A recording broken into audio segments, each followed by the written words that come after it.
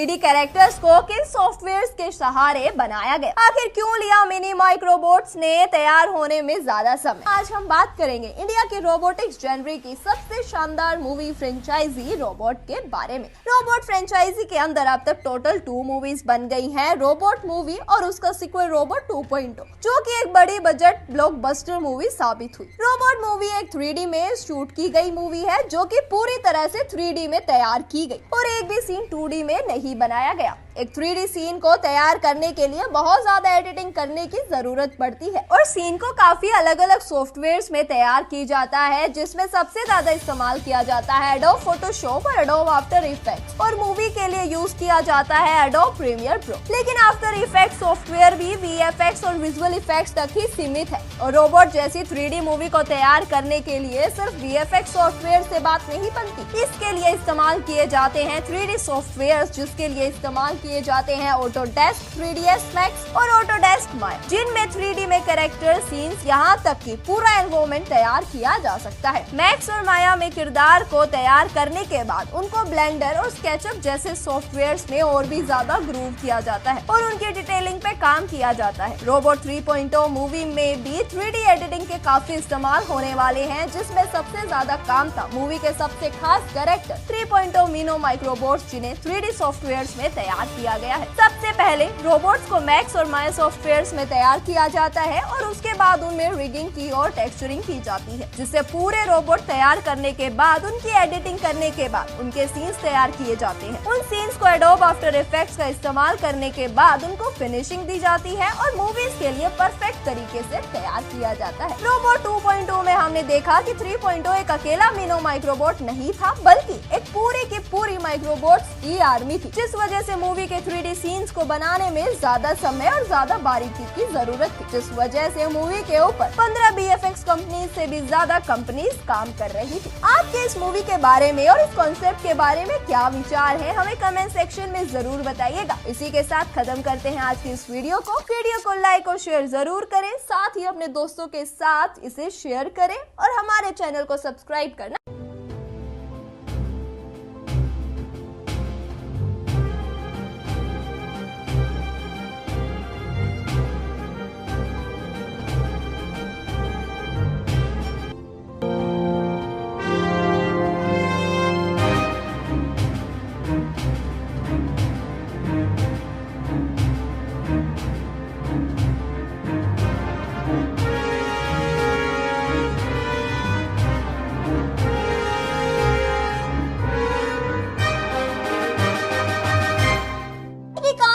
Robot 2.0 crucial project क्यों था?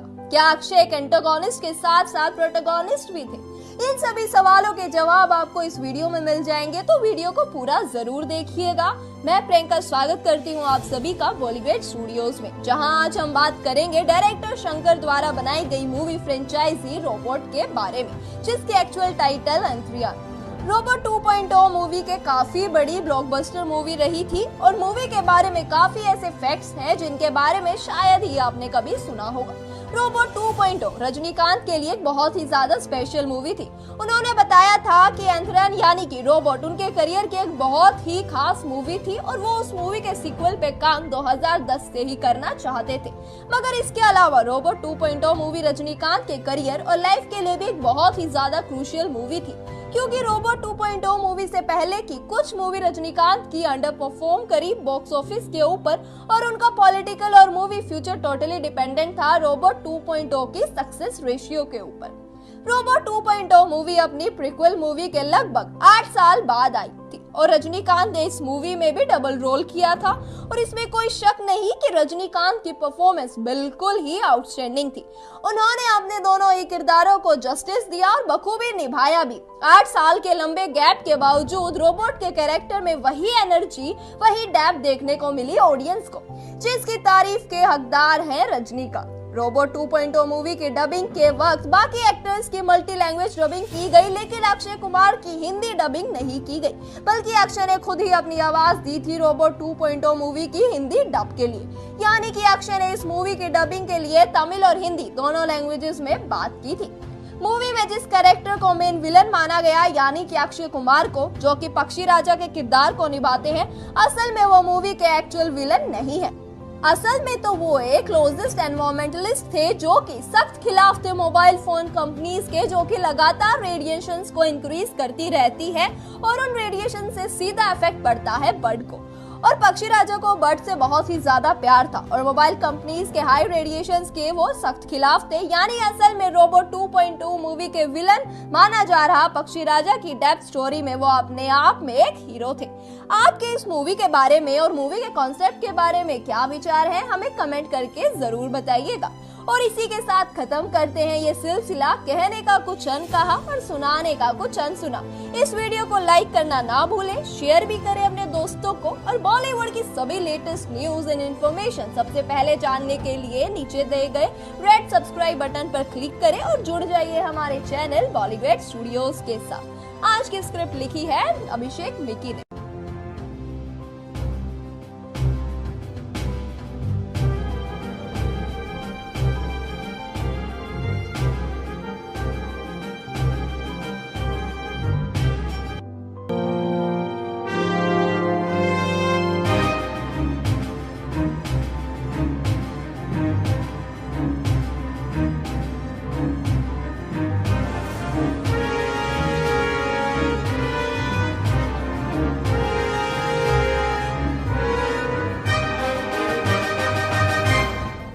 रजनीकांत की किस मूवी के रीमेक में नजर आए थे अक्षय? कितना समय लगता था अक्षय कुमार के मेकअप्स के लिए?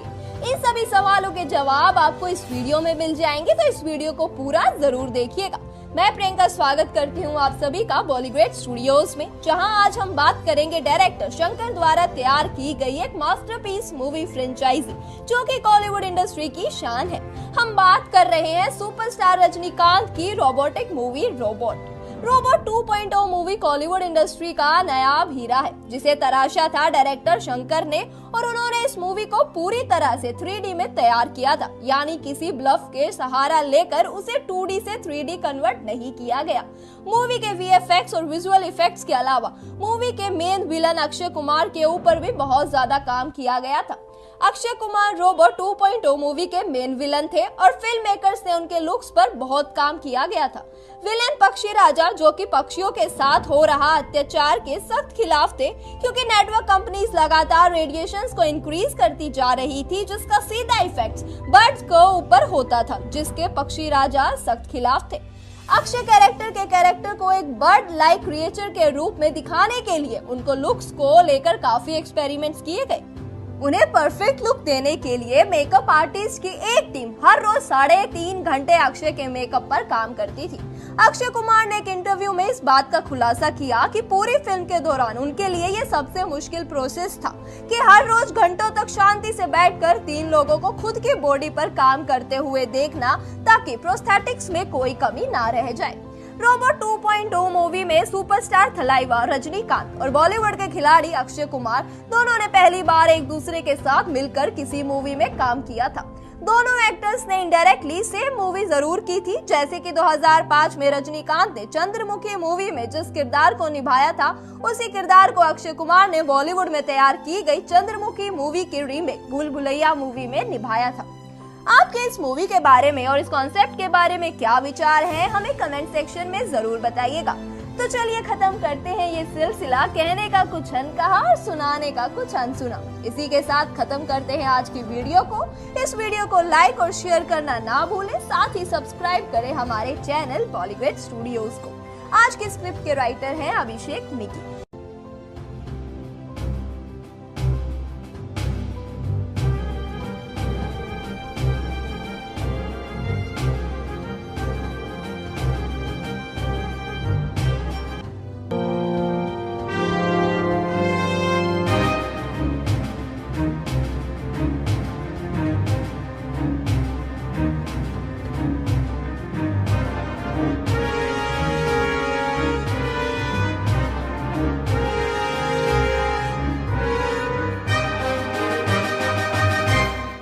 क्या वजह थी रोबोट 2.0 मूवी के इतना हाई बजट होने की? कौन था मूवी मेकर्स की फर्स्ट चॉइस विलेन रोल के लिए? इन सभी सवालों के जवाब आपको इस वीडियो में मिल जाएंगे, तो इस वीडियो को पूरा जरूर देखिएगा। मैं प्रियंका स्वागत करती हूँ आप सभी का बॉलीवुड स्टूडियोज में, जहां आज हम बात करेंगे कॉलीवुड की ब्लॉकबस्टर मूवी फ्रेंचाइजी रोबोट के बारे में, जिसके अंडर अब तक 2 मूवीज तैयार की गई हैं, रोबोट मूवी और उसका सेकंड पार्ट रोबोट 2.0। रोबोट 2.0 एक बहुत ही शानदार क्रिएशन थी डायरेक्टर शंकर द्वारा। मूवी के पहले पार्ट में डॉक्टर वसीकरण का सबसे बड़ा चैलेंज उन्हीं के द्वारा बनाया गया उनका एडवांस्ड रोबोट चिट्टी था, लेकिन 2.0 मूवी को एक अलग विजन और पर्सपेक्टिव से तैयार किया गया।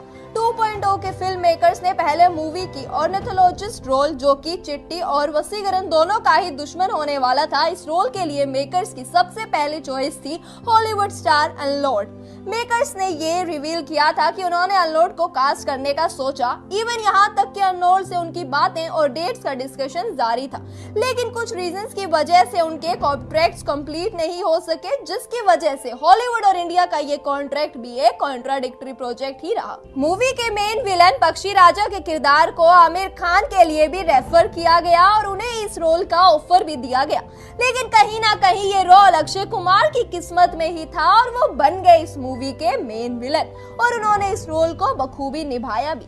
रोबोट 2.0 मूवी इंडिया के one of the most expensive movies में से एक मूवी है। रोबोट 2.0 का एक्चुअल बजट पूरा 570 करोड़ रुपए था, जो कि एक बहुत ही बड़ी अमाउंट है, जिसकी खास वजह थी मूवी में इस्तेमाल हुआ एक्सपेंसिव 3D एडिटिंग, क्योंकि मूवी की तरफ से सबसे बेहतरीन तरीके से फाइनेस्ट सिनेमैटिक एक्सपीरियंस देने के लिए ऑडियंस को, वो भी बिग स्क्रीन पर, फिल्म मेकर्स थोड़ा भी नहीं कतराए और मूवी के बजट के 500 करोड़ क्रॉस होने के बावजूद मूवी को कंप्लीट तैयार किया।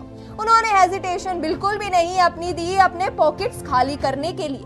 मूवी का बजट भले ही 500 करोड़ से ज्यादा हो, लेकिन परफॉर्मेंस उससे भी ज्यादा बेहतरीन रही, जिसकी वजह से बॉक्स ऑफिस कलेक्शन शानदार रहा। रोबोट 2.0 के हिस्से में 800 करोड़ रुपीस के कलेक्शन आई, जो कि काबिले तारीफ है। आपके इस मूवी के बारे में और इस कॉन्सेप्ट के बारे में क्या विचार है, हमें कमेंट सेक्शन में जरूर बताइएगा।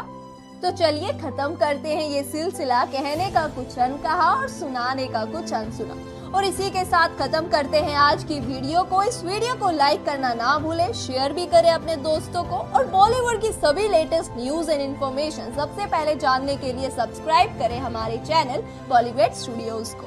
आज की स्क्रिप्ट के राइटर हैं अभिषेक। आखिर क्यों थी रोबोट 2.0 एक बहुत स्पेशल प्रोजेक्ट? कितना काम किया गया था रोबोट 2.0 मूवी से VFX के लिए? इन सभी सवालों के जवाब आपको इस वीडियो में मिल जाएंगे, तो इस वीडियो को पूरा जरूर देखिएगा। स्वागत है आपके इस वीडियो में, जहां आज हम बात करेंगे डायरेक्टर शंकर द्वारा तैयार की गई कॉलीवुड इंडस्ट्री का masterpiece franchise robot franchise. India में रोबोट मूवी सीरीज के काफी ज्यादा क्रेज है और इस फ्रेंचाइजी के अंडर अब तक 2 मूवीज तैयार हो चुकी हैं। डायरेक्टर शंकर की गहरे इंटरेस्ट है रोबोट 3.0 मूवी तैयार करने के लिए। शंकर ने रोबोट 2.0 मूवी को एक बहुत बड़े पैमाने पर तैयार करवाया था। मूवी 500 करोड़ का बजट में तैयार की गई थी, एक बेहद शानदार क्रिएशन रही थी।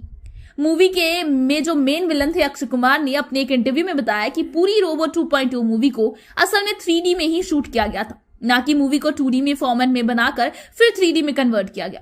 और ऐसा करने की असली वजह थी फिल्म के 3D इफेक्ट्स और बेहतरीन ढंग से दिखाना, क्योंकि रोबोट 3.0 मूवी का कोर फैक्टर था मूवी के 3D इफेक्ट्स। मूवी के रिएक्शन सीन्स पूरी तरह से एनिमेटेड थे, जो कि इस मूवी के कोर स्ट्रेंथ थी। मूवी मेकर्स और मूवी के एक्टर्स का कहना था कि ये मूवी का एक्सपीरियंस बाकी मूवी से बिल्कुल ही ज्यादा अलग है, और कहीं ना कहीं रोबोट 2.0 मूवी हम लोगों के लिए एज अ व्यूअर भी बहुत ही ज्यादा नया एक्सपीरियंस था। मूवी के 3D इफेक्ट्स के अलावा मूवी का स्पेशल हार्ट था मूवी के विजुअल इफेक्ट्स, यानी कि VFX। रोबोट 2.0 का पूरा तैयार करने में लग गए 900 विजुअल इफेक्ट शॉट्स का इस्तेमाल किया गया था। रोबोट 2.0 मूवी को पूरा तैयार करने में और उसके विजुअल इफेक्ट्स को सभी शॉट्स को तैयार करने के लिए मूवी के लिए लगभग 15 VFX कंपनीज ने मिलकर काम किया। एक VFX सीन को तैयार करने में काफी समय लगता है, और जिस वजह से रोबोट 2.0 मूवी को बनाने के लिए इतना ज्यादा कंपनीज ने एक साथ काम किया, तो वो इस मूवी के उस मुकाम पर पहुंचा सके जहां पर आज ये मूवी खड़ी है। और इसी वजह से रोबोट 2.0 मूवी सभी के नजरों में एक बेहतरीन मूवी साबित हुई। आप इस मूवी के बारे में क्या सोचते हैं और क्या कंसेप्ट रखते हैं, हमें कमेंट सेक्शन में जरूर बताइए। तो खत्म करते हैं आज का ये सिलसिला, कहने का कुछ अनकहा और सुनने का कुछ अनसुना। धन्यवाद। मेरा नाम है पूनम और आज की हमारी स्क्रिप्ट लिखी है अभिषेक मिकी ने।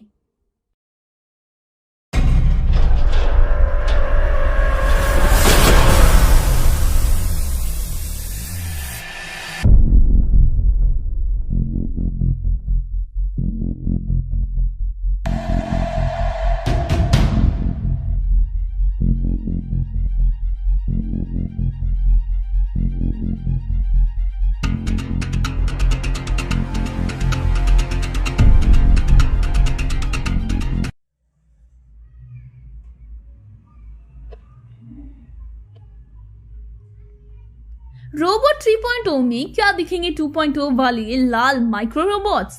क्या कैटरीना कैफ बनेंगी लेडी रोबोट? क्या रोबोट 3.0 में नहीं दिखेंगे रजनीकांत? हेलो नमस्कार, स्वागत है आपका बॉलीग्रास स्टूडियोज में। आज हम बात करने वाले हैं अपनी आने वाली फिल्म रोबोट 3.0 की। निर्देशक शंकर का ड्रीम प्रोजेक्ट रोबोट 2.0 ने बॉक्स ऑफिस पर खूब धमाल मचाई। 2010 में आई फिल्म जो हमारे रोबोट के सीक्वल थी। शंकर जो हमारे अपनी फिल्म साइकन्स जो है फिल्म E3 लेकर आए थे, उन्होंने खूब ही पता नहीं था कि उनकी यह फिल्म इतनी हिट हो जाएगी जो बॉलीवुड में इस फिल्म का रोबोट के नाम से दिखाई जाएगी।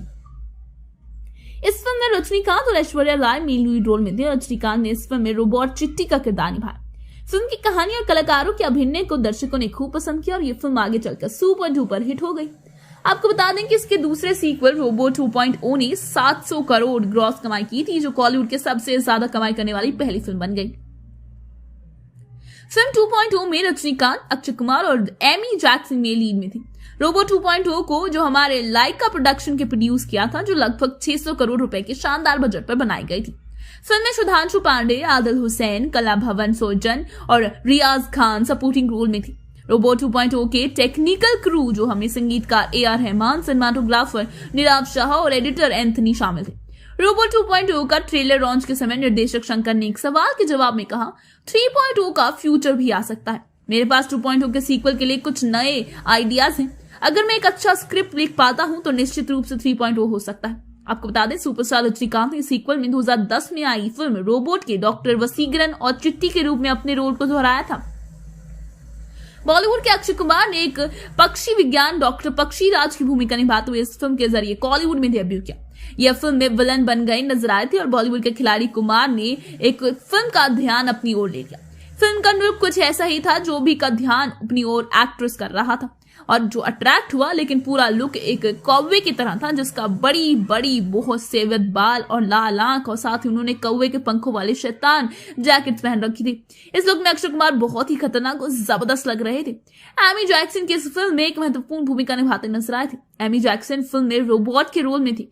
आपको बता दें कि फिल्म के दूसरे हाफ में वसीकरण के आदेश पर बर्डमैन से लगने के लिए चिट्टी के 2.0 वर्जन को रीबूट करता है। आप इस फिल्म में चिट्टी का 3.0 वर्जन भी देख सकते हैं और ये छोटे थलाइवा माइक्रो रोबोट्स होते हैं। ऐसा लगता है जैसे रजनीकांत को सभी स्वैगर और इस छोटी लाल रोबोट में पैक कर दिया है। 3.0 वर्जन रोबोट्स फिल्म के कबूतर की सवारी करता है और बैटमैन को इशारे से कहता है कि माइक्रो रोबोट्स पक्षियों को मारने जा रहे हैं। शंकर ने फिल्म में यह दिखाकर 3.0 की शुरुआत की थी, जिसके बाद दर्शकों को लगा कि इसका एक और सीक्वल आ सकता है। रोबोट 2.0 फिल्म में 3.0 का सरप्राइज भी है और साथ ही फिल्म के सीक्वल की पूरी गुंजाइश भी छोड़ी गई। 2.0 फिल्म में सोशल मैसेज देते हुए अक्षय ने फोन के जो रेडिएशन से मरने वाले पक्षियों को बचाने के लिए एक डेविल का अवतार लेते हैं, पर बाद में रोबोट चिट्टी के हाथों मारे जाते हैं। पूरी फिल्म में उनका यह अनेका मैसेज सभी को बेहद पसंद आया, जिसके चलते ही यह फिल्म पिछले साल की फिल्म सुपरहिट हो गई। शंकर ने पूरी फिल्म में कहीं भी अपने पकड़ ढीली नहीं पड़ने दी। इसके बाद दर्शक तीसरे पार्ट को लेकर बेसब्री से इंतजार करें। लेकिन दोस्तों, क्या आप जानते हैं कि आपका इंतजार अब खत्म हो चुका है? रोबोट 3.0 का सीक्वल अब रोबोट 3.0 आने वाला है और जल्द ही यह फिल्म सिनेमाघरों में लगती हुई नजर आएगी। फिल्म की कहानी पर काम शुरू हो गया और इस बार की कहानी से पिछली बार चिट्टी के साथ दिखाई दे रही किटी रोबोट पर हुई फिल्म बनाई जा सकती है, जिसमें चिट्टी रोबोट को फीमेल गर्लफ्रेंड को आगे चलकर बुरी बन जाती है और पूरी दुनिया को अपने बस में करना चाहती है। फिर बाद में उसे रोकने और दुनिया को बचाने के लिए चिट्टी रोबोट को भेजा जाएगा, जो खुद ही उसके साथ मिल जाएगा। इस फिल्म देखने वाली बात यह होगी कि चिट्टी रोबोट अपने दोस्तों का साथ देता है या पूरी दुनिया को बचाता है।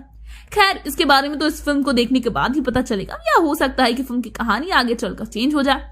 अगर बात करें फिल्म के स्टार कास्ट की, तो निर्देशक शंकर इस फिल्म को रजनीकांत के बिना बनाने की सोच भी नहीं सकते। इस फिल्म में रजनीकांत होंगे ये तो पक्का है, पर इस बार इस फिल्म में हीरोइन के रूप में कैटरीना कैफ का नाम सामने आया है। साथ ही टाइगर श्रॉफ भी इस फिल्म में नजर आ सकते हैं। आपको बता दें, टाइगर श्रॉफ ने पिछले भी super hero film industry Flying Jatt में काम किया था। हालांकि कैटरीना कैफ के लिए एक नई इंस्पिरेशन हो सकता है। आज के लिए बस इतना ही, फिर मिलेंगे एक ताजा खबर के साथ। तब तक के लिए देखते रहिए बॉलीग्रास स्टूडियोज। मेरा नाम है पूनम और आज की हमारी स्क्रिप्ट लिखी है साहिल राज ने।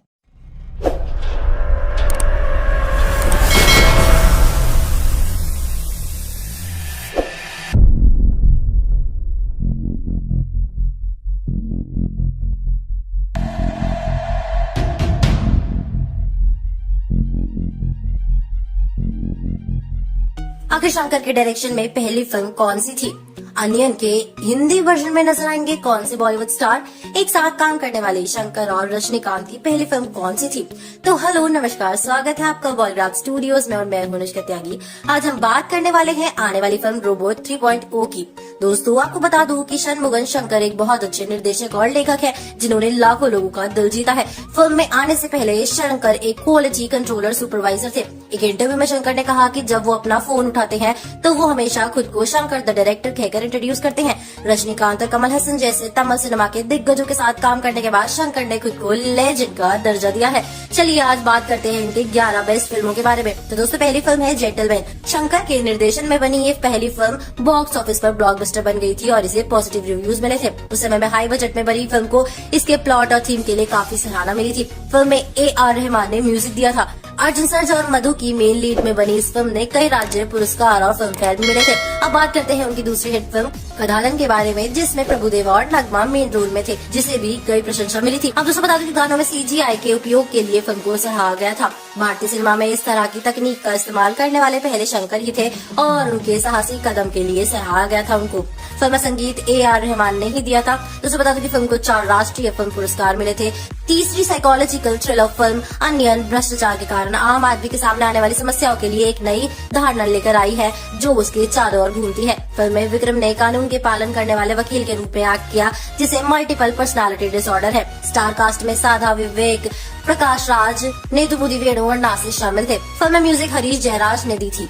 शंकर के इस फिल्म को एक शानदार प्रतिक्रिया मिली। अब शंकर इसका हिंदी वर्जन लेकर आ रहे हैं जिसमें रणवीर सिंह नजर आने वाले हैं। चौथी फिल्म अपने बड़े बजट के लिए जानी जाती है। शंकर की फिल्म एथिरन यानी कि रोबोट, जिसे बनाने में लगभग 10 साल लगे थे। एथिरन में शंकर ने शानदार एनिमेशन और VFX का इस्तेमाल किया। इस फिल्म में सुपरस्टार रजनीकांत और ऐश्वर्या राय बच्चन मेन लीड में थे। शंकर की एथिरन फिल्म रिलीज के समय सबसे महंगी फिल्म थी और लोगों ने इसे खूब पसंद किया था। खासकर रजनीकांत के परफॉर्मेंस और ब्रिलियंट स्पेशल इफेक्ट के चलते इस फिल्म ने 2 राष्ट्रीय फिल्म पुरस्कार सहित कई पुरस्कार जीते थे। 5वीं फिल्म एथिरन की सीक्वल है जो कि है रोबोट 2.0, जिसने सारे रिकॉर्ड्स तोड़ दिए थे। दोस्तों VFX की बात तो पूछिए ही मत, बहुत ही शानदार VFX का इस्तेमाल किया गया था। इस फिल्म में रजनीकांत और बॉलीवुड के खिलाड़ी अक्षय कुमार थे।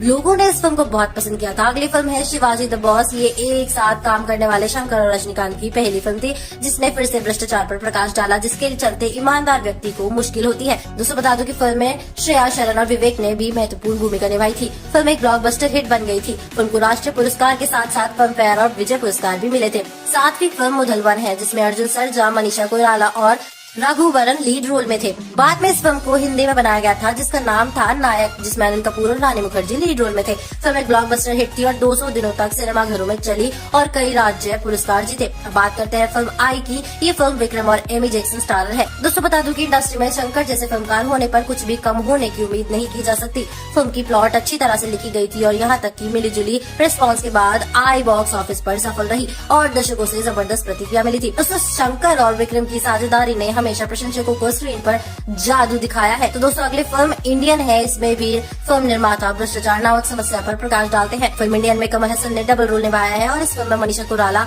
और मिला मतोनकर, सुकन्या और गुंदामणि भी नजर आए हैं। ये फिल्म एक ब्लॉकबस्टर हिट बन गई थी और इसके प्लॉट के लिए इसे काफी सराहना मिली थी। फिल्म एक 70 साल के बूढ़े के इर्द गिर्द घूमती है। 70 वर्षीय कमल हसन देश में बढ़ते भ्रष्टाचार से नाराज है और सभी भ्रष्ट अधिकारियों को मारना और राष्ट्र में स्वस्थता लाना उनका मकसद है। अगली फिल्म है बाल। शंकर द्वारा निर्देशित इस फिल्म में सिद्धार्थ, जनेलिया डिसूजा, भरत नकुल और साई श्रीनिवास थमन थे। फिल्म का प्लॉट यूथ के ऊपर था जिसमें वो अपने करियर प्लान से डिस्ट्रैक्ट हो जाते हैं और इसी फिल्म के इर्द गिर्द घूमता है और फिल्म में एजुकेशन और करियर पर फोकस करने के बारे में बताया गया है, जिसे अक्सर रोमांस के चक्कर में यूथ भूल जाता है। ट्रैक को स्टार AR रहमान ने डायरेक्ट किया था। आखिरी फिल्म नॉन बन ब्लॉकबस्टर हिंदी फिल्म 3 इडियट्स का साउथ वर्जन था। नन बन भी बॉक्स ऑफिस पर दिल जीतने में कामयाब रही। फिल्म में विजय जी, श्रीकांत, इलियाना डिक्रूज, सत्यन और सत्यराज ने निभाया था। फिल्म का म्यूजिक स्कोर हरीश जयराज ने बनाया था। फिल्म को इसके प्लॉट के लिए आलोचनात्मक प्रशंसा भी मिली थी। दोस्तों बता दूं कि शंकर की अब आने वाली फिल्म 3.0 का इंतजार है। आज के लिए बस इतना ही। आपसे मिलेंगे फिर एक नई वीडियो के साथ में। अगर आपको ये वीडियो पसंद आई तो लाइक करें, शेयर करें, साथ ही साथ सब्सक्राइब कीजिए हमारे चैनल बॉलीवुड स्टूडियोज को। हमारे आज के राइटर है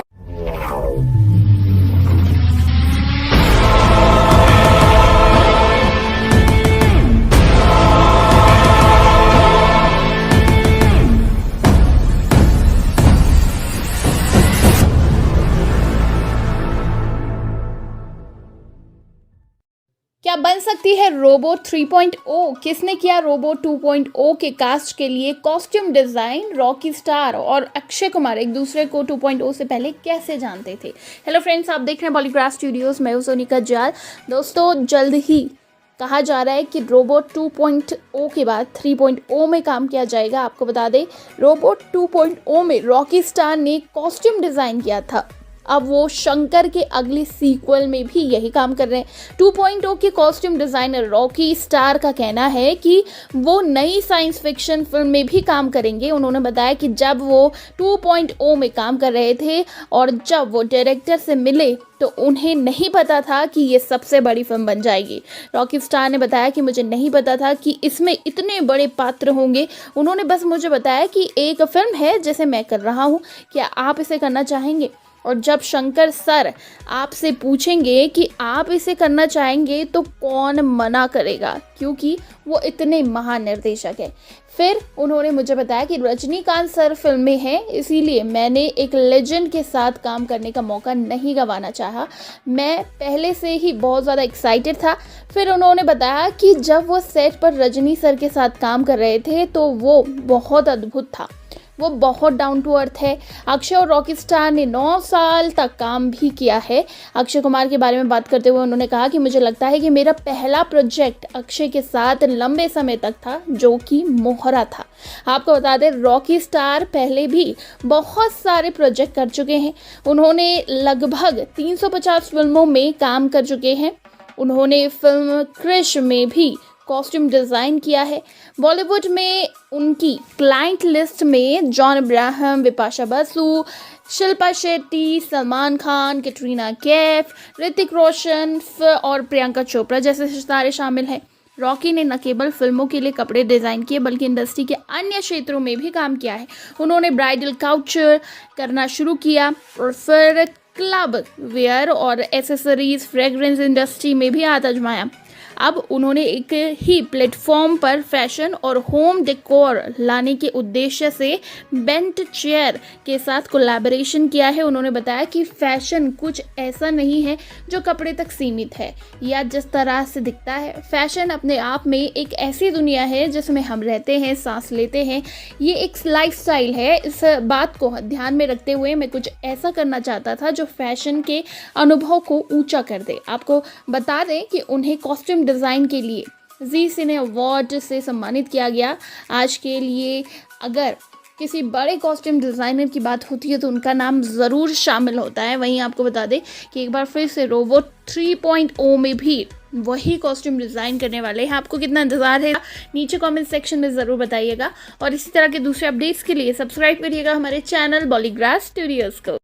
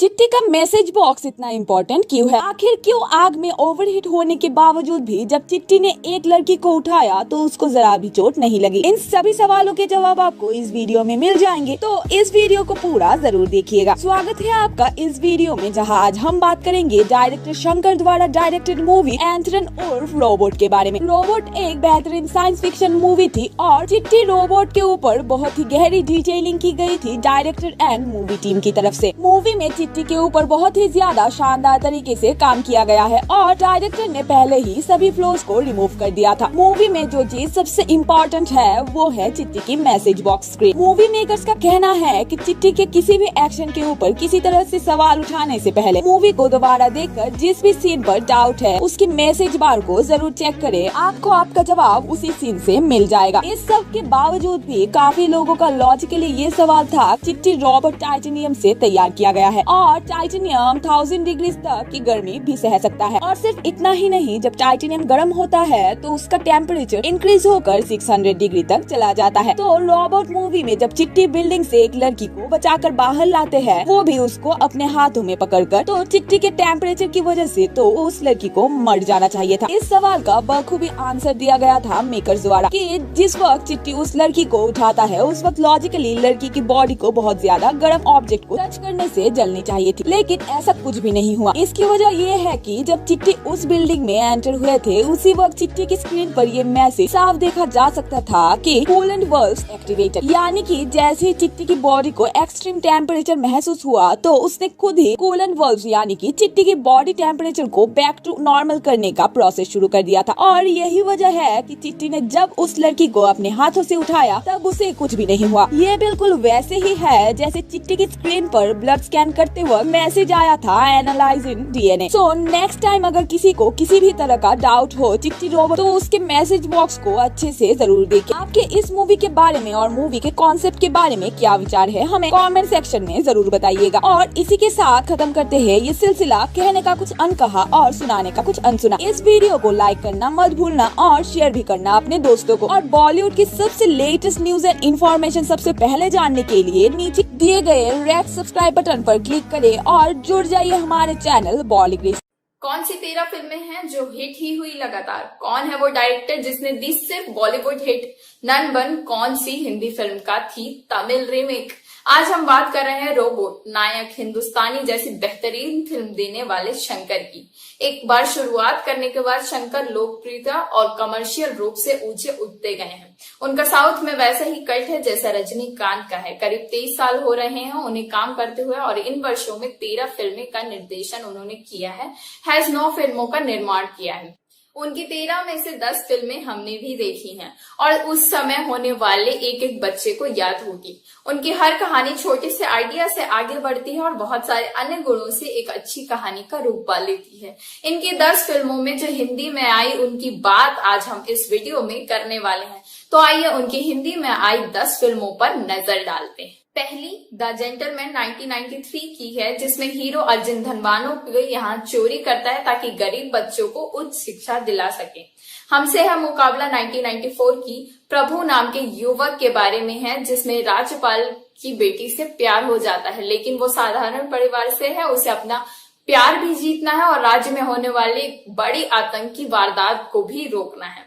हिंदुस्तानी 1996 एक 70 साल के बुजुर्ग सेनापति की कहानी है। वह घोर ईमानदार है और अपने राज्य में रिश्वतखोरों को एक एक करके मारना शुरू करता है। लाइव टीवी में भी वह आजाद हिंद फौज में रहा है और देश की आजादी के लिए लड़ा है। उसकी बेटी अस्पताल में सिर्फ इसलिए मर गई क्योंकि उसने रिश्वत नहीं दी थी। अब उसका बेटा भी थोड़ी बहुत रिश्वत लेने लगा है, तो वो अब उसे भी मारेगा। जीन्स 1998 में अमेरिका में बसा एक तमिल रेस्टोरेंट व्यापारी है, जिसके 2 जुड़वा बेटे हैं और मेडिकल की पढ़ाई कर रहे हैं। दोनों एक जैसे दिखते हैं और एक ही लड़की मधुमिता के प्रति आकर्षित हो जाते हैं। बाद में एक भाई रास्ते से हट जाता है तो पिता शादी से इनकार कर देते हैं, क्योंकि पिता भी 2 जुड़वा भाई थे और शादी के बाद उनका भी घर बिखरा था। नायक 2001 में आई एक ईमानदार पत्रकार शिवाजी राव की कहानी, जो राज्य के मुख्यमंत्री का इंटरव्यू लेता है और एक एक सवाल में उसके घोटाले उजागर कर देता है। फंसा मुख्यमंत्री उसे चैलेंज करता है कि कहना बड़ा आसान है, वो एक दिन के लिए मुख्यमंत्री बनकर दिखे, फिर पता चलेगा। और शिवाजी इस शर्त को मानकर एक दिन का सीएम बनता है। ये तो हम सबने देखी है, जो अनिल कपूर की one of the best movies में से एक है। इसके बाद अपरिचित 2006 अम्बी की कहानी है, जो उपभोक्ता हितों का वकील है, बेहद आदर्शवादी है, चाहता है कि सब कानून का पालन करे, लेकिन अपने आसपास भ्रष्टाचार को देखकर उसमें बहुत ज्यादा गुस्सा बढ़ जाता है और उसे मल्टीपल पर्सनालिटी डिसऑर्डर हो जाता है। वह भ्रष्टाचारियों की सूची बनाता है और हिंदू धर्म की पुस्तक गरुड़ पुराण के हिसाब से उन्हें अलग अलग तरीकों से मारना शुरू कर देता है। सातवीं हिंदी फिल्म है शिवाजी। इसी नाम वाले नायक की कहानी है जो अमेरिका से अपने राज्य लौटा है। सॉफ्टवेयर इंजीनियर है, पढ़ाई व इलाज के लिए अस्पताल बनाना चाहता है, लेकिन एक भ्रष्ट राजनेता उसे ऐसा करने नहीं दे रहा और अब शिवाजी उसे अपने तरीके से सुलझाता है। अब बारी है रोबोट 2010 की, जो एक वैज्ञानिक अपनी ही शक्ल वाला एंड्रॉइड रोबोट बनाता है, लेकिन वो रोबोट इंसानों की तरह इमोशन और समझने की शक्ति विकसित कर लेता है और इस वैज्ञानिक की प्रेमिका के प्रेम में पड़ जाता है। बाद में वो ही इंसानों के विनाश पर उतर आता है। फिर आई फिल्म आई 2015 में एक बॉडी बिल्डर लिंगसन की कहानी, जो एक टॉप मॉडल बनता है, लेकिन फिर उसका शरीर विकृत होने लगता है और वो कुबड़ा हो जाता है। वो अपनी प्रेमिका और लोगों से दूर एकाकी जीवन जीने को मजबूर हो जाता है, लेकिन जब उसे ज्ञात होता है कि उसके दुश्मनों ने धोखे से उसे इंजेक्शन लगाकर इस तरह से कर दिया है, तो वो एक एक करके सबको सजा देना शुरू कर देता है। 10वीं फिल्म रोबोट 2.0 है। 2018 में बनी ये फिल्म रोबोट की आगे की कहानी है। इसमें वैज्ञानिक और उसका रोबो है और इस बार उनका सामना दुष्ट डॉक्टर रिचर्ड से होता है। शंकर के निर्देशन में सिर्फ बॉयज ही ऐसी तमिल फिल्म रही है जो हिंदी में नहीं लगी। एक अन्य फिल्म नन 1 थी जो 3 इडियट्स की तमिल रीमेक थी और अब शंकर के निर्देशन में ही रोबोट 3.0 आने वाली है, जिसमें पहले से ज्यादा तकनीकों का प्रयोग होने वाला है। अब की बार रोबोट पहले की सभी रोबोट से ज्यादा खतरनाक साबित होगा। अब वो इंसानों को मारता है या फिर जानवर को इंसान बनाता है, ये तो रोबोट 3.0 को देखने से ही पता चलेगा। अगर रिकॉर्ड देखें तो शंकर की कोई भी फिल्म फ्लॉप नहीं हुई है। किसी ने भी प्रोड्यूसर निर्माताओं को घाटा नहीं दिया है। शंकर अपनी हर अगली फिल्म के साथ देश के बॉलीवुड समेत सबसे मोटी कमाई करने वाले निर्देशक के तौर पर चर्चा में आते जाते रहते हैं। उम्मीद करते हैं रोबोट 3.0 भी इसी सूची में शामिल होगी। आखिर क्यों थी रोबोट 2.0 एक बहुत स्पेशल प्रोजेक्ट? कितना काम किया गया था रोबोट 2.0 मूवी से VFX के लिए? इन सभी सवालों के जवाब आपको इस वीडियो में मिल जाएंगे, तो इस वीडियो को पूरा जरूर देखिएगा।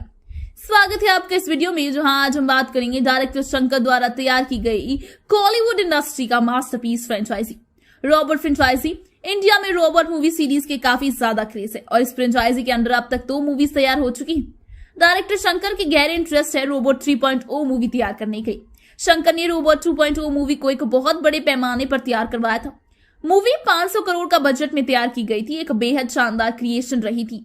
मूवी के में जो मेन विलन थे अक्षय कुमार ने अपने एक इंटरव्यू में बताया कि पूरी रोबोट 2.0 मूवी को असल में 3D में ही शूट किया गया था, ना कि मूवी को 2D में फॉर्मेट में बनाकर फिर 3D में कन्वर्ट किया गया। और ऐसा करने की असली वजह थी फिल्म के 3D इफेक्ट्स और बेहतरीन ढंग से दिखाना, क्योंकि रोबोट 3.0 मूवी का कोर फैक्टर था मूवी के 3D इफेक्ट्स। मूवी के रिएक्शन सीन्स पूरी तरह से एनिमेटेड थे, जो कि इस मूवी के कोर स्ट्रेंथ थी। मूवी मेकर्स और मूवी के एक्टर्स का कहना था कि ये मूवी का एक्सपीरियंस बाकी मूवी से बिल्कुल ही ज्यादा अलग है और कहीं ना कहीं रोबोट 2.0 मूवी हम लोगों के लिए एज अ व्यूअर भी बहुत ही ज्यादा नया एक्सपीरियंस था। मूवी के 3D इफेक्ट्स के अलावा मूवी का स्पेशल हार्ट था मूवी के विजुअल इफेक्ट्स, यानी कि VFX। रोबोट 2.0 का पूरा तैयार करने में लग गए 900 विजुअल इफेक्ट शॉट्स का इस्तेमाल किया गया था। रोबोट 2.0 मूवी को पूरा तैयार करने में और उसके विजुअल इफेक्ट्स को सभी शॉट्स को तैयार करने के लिए मूवी के लिए लगभग 15 VFX कंपनीज ने मिलकर काम किया। एक VFX सीन को तैयार करने में काफी समय लगता है और जिस वजह से रोबोट 2.0 मूवी को बनाने के लिए इतना ज्यादा कंपनीज ने एक साथ काम किया, तो वो इस मूवी के उस मुकाम पर पहुंचा सके जहां पर आज ये मूवी खड़ी है। और इसी वजह से रोबोट 2.0 मूवी सभी के नजरों में एक बेहतरीन मूवी साबित हुई। आप इस मूवी के बारे में क्या सोचते हैं और क्या कंसेप्ट रखते हैं, हमें कमेंट सेक्शन में जरूर बताइए। अब तो खत्म करते हैं आज का ये सिलसिला। कहने का कुछ अंक कहा, सुनने का कुछ अंक सुना। धन्यवाद। मेरा नाम है पूनम और आज की हमारी स्क्रिप्ट लिखी है अभिषेक मिक्की ने।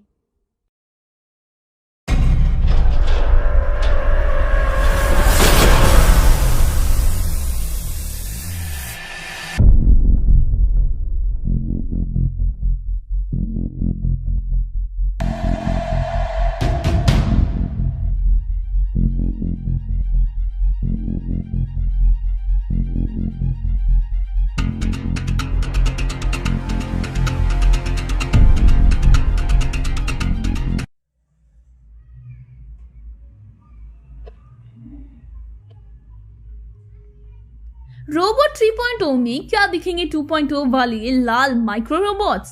क्या कैटरीना कैफ बनेंगी लेडी रोबोट? क्या रोबोट 3.0 में नहीं दिखेंगे रजनीकांत?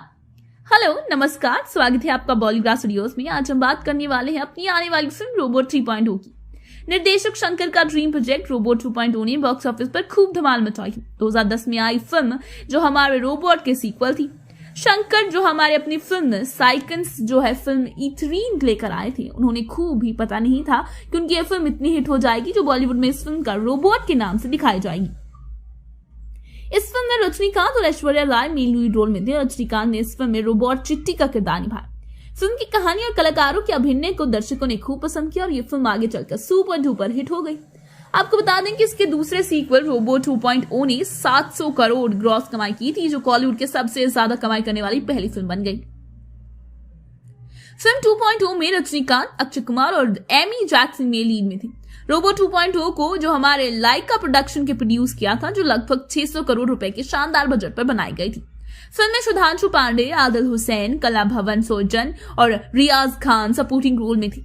रोबोट 2.0 के टेक्निकल क्रू जो हमें संगीतकार AR रहमान, सिनेमाटोग्राफर नीरव शाह और एडिटर एंथनी शामिल थे। रोबोट 2.0 का ट्रेलर लॉन्च के समय निर्देशक शंकर ने एक सवाल के जवाब में कहा, 3.0 का फ्यूचर भी आ सकता है। मेरे पास 2.0 के सीक्वल के लिए कुछ नए आइडियाज हैं। अगर मैं एक अच्छा स्क्रिप्ट लिख पाता हूं तो निश्चित रूप से 3.0 हो सकता है। आपको बता दें, सुपरस्टार रजनीकांत ने सीक्वल में 2010 में आई फिल्म रोबोट के डॉक्टर वसीकरण और चिट्टी के रूप में अपने रोल को दोहराया था। बॉलीवुड के अक्षय कुमार ने एक पक्षी विज्ञान डॉक्टर पक्षी राज की भूमिका निभाते हुए इस फिल्म के जरिए कॉलीवुड में डेब्यू किया। यह फिल्म में विलन बन गए नजर आए थे और बॉलीवुड के खिलाड़ी कुमार ने एक फिल्म का ध्यान अपनी ओर ले लिया। फिल्म का लुक कुछ ऐसा ही था, जो भी का ध्यान अपनी ओर एक्ट्रेस कर रहा था और जो अट्रैक्ट हुआ, लेकिन पूरा लुक एक कौवे की तरह था, जिसका बड़ी बड़ी बहुत सेवित बाल और लाल आंख और साथ ही उन्होंने कौवे के पंखों वाले शैतान जैकेट पहन रखी थी। इस लुक में अक्षय कुमार बहुत ही खतरनाक और जबरदस्त लग रहे थे। एमी जैक्सन की इस फिल्म में एक महत्वपूर्ण भूमिका निभाते नजर आए थे। एमी जैक्सन फिल्म में रोबोट के रोल में थी। आपको बता दें कि फिल्म के दूसरे हाफ में वसीकरण के आदेश पर बर्डमैन से लगने के लिए चिट्टी के 2.0 वर्जन को रीबूट करता है। आप इस फिल्म में चिट्टी का 3.0 वर्जन भी देख सकते हैं और ये छोटे थलाइव माइक्रो रोबोट्स होते हैं। ऐसा लगता है जैसे रजनीकांत को सभी स्वैगर और इस छोटी लाल रोबोट में पैक कर दिया है। 3.0 वर्जन रोबोट्स फिल्म के कबूतर की सवारी करता है और बैटमैन को इशारे से कहता है कि माइक्रो रोबोट्स पक्षियों को मारने जा रही हैं। शंकर ने फिल्म में यह दिखाकर 3.0 की शुरुआत की थी, जिसके बाद दर्शकों को लगा कि इसका एक और सीक्वल आ सकता है। रोबोट 2.0 फिल्म में 3.0 का सरप्राइज भी है और साथ ही फिल्म के सीक्वल की पूरी गुंजाइश भी छोड़ी गई। 2.0 फिल्म में सोशल मैसेज देते हुए अक्षय ने फोन के जो रेडिएशन से मरने वाले पक्षियों को बचाने के लिए एक डेविल का अवतार लेते हैं, पर बाद में रोबोट चिट्टी के हाथों मारे जाते हैं। पूरी फिल्म में उनका यह अनोखा मैसेज सभी को बेहद पसंद आया, जिसके चलते ही यह फिल्म पिछले साल की फिल्म सुपर हिट हो गई। शंकर ने पूरी फिल्म में कहीं भी अपने पकड़ ढीली नहीं पड़ने दी। इसके बाद दर्शक तीसरे पार्ट को लेकर बेसब्री से इंतजार करें। लेकिन दोस्तों, क्या आप जानते हैं कि आपका इंतजार अब खत्म हो चुका है? रोबोट 3.0 का सीक्वल अब रोबोट 3.0 आने वाला है और जल्द ही यह फिल्म सिनेमाघरों में लगती हुई नजर आएगी। फिल्म की कहानी पर काम शुरू हो गया और इस बार की कहानी से पिछली बार चिट्टी के साथ दिखाई दे रही किटी रोबोट पर हुई फिल्म बनाई जा सकती है, जिसमें चिट्टी रोबोट को फीमेल गर्लफ्रेंड को आगे चलकर बुरी बन जाती है और पूरी दुनिया को अपने बस में करना चाहती है। फिर बाद में उसे रोकने और दुनिया को बचाने के लिए चिट्टी रोबोट को भेजा जाएगा, जो खुद ही उसके साथ मिल जाएगा। इस फिल्म देखने वाली बात यह होगी कि चिट्टी रोबोट अपने दोस्तों का साथ देता है या पूरी दुनिया को बचाता है। खैर, इसके बारे में तो इस फिल्म को देखने के बाद ही पता चलेगा, या हो सकता है कि फिल्म की कहानी आगे चलकर चेंज हो जाए। अगर बात करें फिल्म के स्टार कास्ट की, तो निर्देशक शंकर इस फिल्म को रजनीकांत के बिना बनाने की सोच भी नहीं सकते। इस फिल्म में रजनीकांत होंगे ये तो पक्का है, पर इस बार इस फिल्म में हीरोइन के रूप में कैटरीना कैफ का नाम सामने आया है। साथ ही टाइगर श्रॉफ भी इस फिल्म में नजर आ सकते हैं। आपको बता दें, टाइगर श्रॉफ ने पिछले भी super hero film industry Flying Jatt में काम किया था।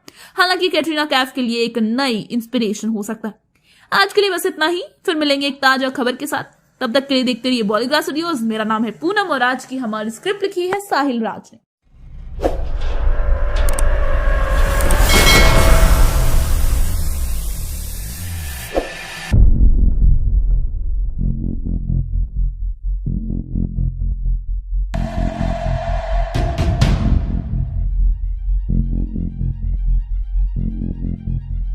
आखिर शंकर के डायरेक्शन में पहली फिल्म कौन सी थी? अनियन के हिंदी वर्जन में नजर आएंगे कौन से बॉलीवुड स्टार? एक साथ काम करने वाले शंकर और रजनीकांत की पहली फिल्म कौन सी थी? तो हेलो नमस्कार, स्वागत है आपका बॉलीवुड स्टूडियोज में और मैं हूं अनुष्का त्यागी। आज हम बात करने वाले हैं आने वाली फिल्म रोबोट 3.0 की। दोस्तों आपको बता दूं कि शनमुगन शंकर एक बहुत अच्छे निर्देशक और लेखक है जिन्होंने लाखों लोगों का दिल जीता है। फिल्म में आने से पहले शंकर एक क्वालिटी कंट्रोलर सुपरवाइजर थे। एक इंटरव्यू में शंकर ने कहा कि जब वो अपना फोन उठाते हैं तो वो हमेशा खुद को शंकर द डायरेक्टर कहकर इंट्रोड्यूस करते हैं। रजनीकांत और कमल हसन जैसे तमिल सिनेमा के दिग्गजों के साथ काम करने के बाद शंकर ने खुद को लेजेंड का दर्जा दिया है। चलिए आज बात करते हैं इनकी 11 बेस्ट फिल्मों के बारे में। तो दोस्तों पहली फिल्म है जेंटलमैन। शंकर के निर्देशन में बनी ये पहली फिल्म बॉक्स ऑफिस पर ब्लॉकबस्टर बन गई थी और इसे पॉजिटिव रिव्यूज मिले थे। उस समय में हाई बजट में बनी फिल्म को इसके प्लॉट और थीम के लिए काफी सराहना मिली थी। फिल्म में A.R. रहमान ने म्यूजिक दिया था। अर्जुन सर्जा और मधु की मेन लीड में बनी इस फिल्म ने कई राज्य पुरस्कार और फिल्म फेयर भी मिले थे। अब बात करते हैं उनकी दूसरी हिट फिल्म कधालन के बारे में, जिसमें प्रभुदेवा और नगमा मेन रोल में थे, जिसे भी कई प्रशंसा मिली थी। अब दोस्तों बता दूं कि गानों में CGI के उपयोग के लिए फिल्म को सराहा गया था। भारतीय सिनेमा में इस तरह की तकनीक का इस्तेमाल करने वाले पहले शंकर ही थे और उनके साहसी कदम के लिए सराहा गया था उनको। फिल्म संगीत A.R. रहमान ने ही दिया था। दोस्तों बता दूं कि फिल्म को 4 राष्ट्रीय फिल्म पुरस्कार मिले थे। तीसरी साइकोलॉजिकल थ्रिलर फिल्म अनियन भ्रष्टाचार के कारण आम आदमी के सामने आने वाली समस्याओं के लिए एक नई धारणा लेकर आई है जो उसके चारों ओर घूमती है। फिल्म में विक्रम ने कानून के पालन करने वाले वकील के रूप में एक्ट किया जिसे मल्टीपल पर्सनालिटी डिसऑर्डर है। स्टार कास्ट में साधा, विवेक, प्रकाश राज, नेतुबुद्धि वेणु और नासिर शामिल थे। फिल्म में म्यूजिक हरीश जयराज ने दी थी। शंकर के इस फिल्म को एक शानदार प्रतिक्रिया मिली। अब शंकर इसका हिंदी वर्जन लेकर आ रहे हैं जिसमें रणवीर सिंह नजर आने वाले हैं। चौथी फिल्म अपने बड़े बजट के लिए जानी जाती है। शंकर की फिल्म एथिरन यानी कि रोबोट, जिसे बनाने में लगभग 10 साल लगे थे। एथिरन में शंकर ने शानदार एनिमेशन और VFX का इस्तेमाल किया। इस फिल्म में सुपरस्टार रजनीकांत और ऐश्वर्या राय बच्चन मेन लीड में थे। शंकर की एथिरन फिल्म रिलीज के समय सबसे महंगी फिल्म थी और लोगों ने इसे खूब पसंद किया था। खासकर रजनीकांत के परफॉर्मेंस और ब्रिलियंट स्पेशल इफेक्ट के चलते इस फिल्म ने 2 राष्ट्रीय फिल्म पुरस्कार सहित कई पुरस्कार जीते थे। 5वीं फिल्म एथिरन की सीक्वल है जो कि है रोबोट 2.0, जिसने सारे रिकॉर्ड्स तोड़ दिए थे। दोस्तों VFX की बात तो पूछिए ही मत, बहुत ही शानदार VFX का इस्तेमाल किया गया था। इस फिल्म में रजनीकांत और बॉलीवुड के खिलाड़ी अक्षय कुमार थे। लोगों ने इस फिल्म को बहुत पसंद किया था। अगली फिल्म है शिवाजी द बॉस। ये एक साथ काम करने वाले शंकर और रजनीकांत की पहली फिल्म थी जिसने फिर से भ्रष्टाचार पर प्रकाश डाला, जिसके चलते ईमानदार व्यक्ति को मुश्किल होती है। दोस्तों बता दूं कि फिल्म में श्रेया शरण और विवेक ने भी महत्वपूर्ण भूमिका निभाई थी। फिल्म एक ब्लॉकबस्टर हिट बन गई थी। फिल्म को राष्ट्रीय पुरस्कार के साथ साथ फिल्म फेयर और विजय पुरस्कार भी मिले थे। 7वीं फिल्म मुधलवन है जिसमें अर्जुन सर्जा, मनीषा कोइराला और रघुवरन लीड रोल में थे। बाद में इस फिल्म को हिंदी में बनाया गया था जिसका नाम था नायक, जिसमें अनिल कपूर और रानी मुखर्जी लीड रोल में थे। फिल्म एक ब्लॉकबस्टर हिट थी और 200 दिनों तक सिनेमा घरों में चली और कई राज्य पुरस्कार जीते। अब बात करते हैं फिल्म आई की। ये फिल्म विक्रम और एमी जैक्सन स्टारर है। दोस्तों बता दूं कि इंडस्ट्री में शंकर जैसे फिल्मकार होने पर कुछ भी कम होने की उम्मीद नहीं की जा सकती। फिल्म की प्लॉट अच्छी तरह से लिखी गई थी और यहाँ तक की मिली जुली रिस्पॉन्स के बाद आई बॉक्स ऑफिस पर सफल रही और दर्शकों से जबरदस्त प्रतिक्रिया मिली थी। दोस्तों शंकर और विक्रम की साझेदारी ने हमेशा प्रशंसकों को स्क्रीन पर जादू दिखाया है। तो दोस्तों अगली फिल्म इंडियन है। इसमें भी फिल्म निर्माता भ्रष्टाचार नामक समस्या पर प्रकाश डालते हैं। फिल्म इंडियन में कमल हसन ने डबल रोल निभाया है और इस फिल्म में मनीषा कोइराला, उर्मिला मातोंडकर, सुकन्या और गुंदामणि भी नजर आए हैं। ये फिल्म एक ब्लॉकबस्टर हिट बन गई थी और इसके प्लॉट के लिए इसे काफी सराहना मिली थी। फिल्म एक 70 साल के बूढ़े के इर्द गिर्द घूमती है। 70 वर्षीय कमल हसन देश में बढ़ते भ्रष्टाचार से नाराज है और सभी भ्रष्ट अधिकारियों को मारना और राष्ट्र में स्वस्थता लाना उनका मकसद है। अगली फिल्म है बाल। शंकर द्वारा निर्देशित इस फिल्म में सिद्धार्थ, जनेलिया डिसूजा, भरत नकुल और साई श्रीनिवास थमन थे। फिल्म का प्लॉट यूथ के ऊपर था जिसमें वो अपने करियर प्लान से डिस्ट्रैक्ट हो जाते हैं और इसी फिल्म के इर्द गिर्द घूमता है और फिल्म में एजुकेशन और करियर पर फोकस करने के बारे में बताया गया है, जिसे अक्सर रोमांस के चक्कर में यूथ भूल जाता है। ट्रैक को स्टार A.R. रहमान ने डायरेक्ट किया था। आखिरी फिल्म नॉन बन ब्लॉकबस्टर हिंदी फिल्म 3 इडियट्स का साउथ वर्जन था। नन बन भी बॉक्स ऑफिस पर दिल जीतने में कामयाब रही। फिल्म में विजय जी, श्रीकांत, इलियाना डिक्रूज, सत्यन और सत्यराज ने निभाया था। फिल्म का म्यूजिक स्कोर हरीश जयराज ने बनाया था। फिल्म को इसके प्लॉट के लिए आलोचनात्मक प्रशंसा भी मिली थी। दोस्तों बता दूं कि शंकर की अब आने वाली फिल्म 3.0 का इंतजार है। आज के लिए बस इतना ही। आपसे मिलेंगे फिर एक नई वीडियो के साथ में। अगर आपको ये वीडियो पसंद आई तो लाइक करें, शेयर करें, साथ ही साथ सब्सक्राइब कीजिए हमारे चैनल बॉलीवुड स्टूडियोज को। हमारे आज के राइटर है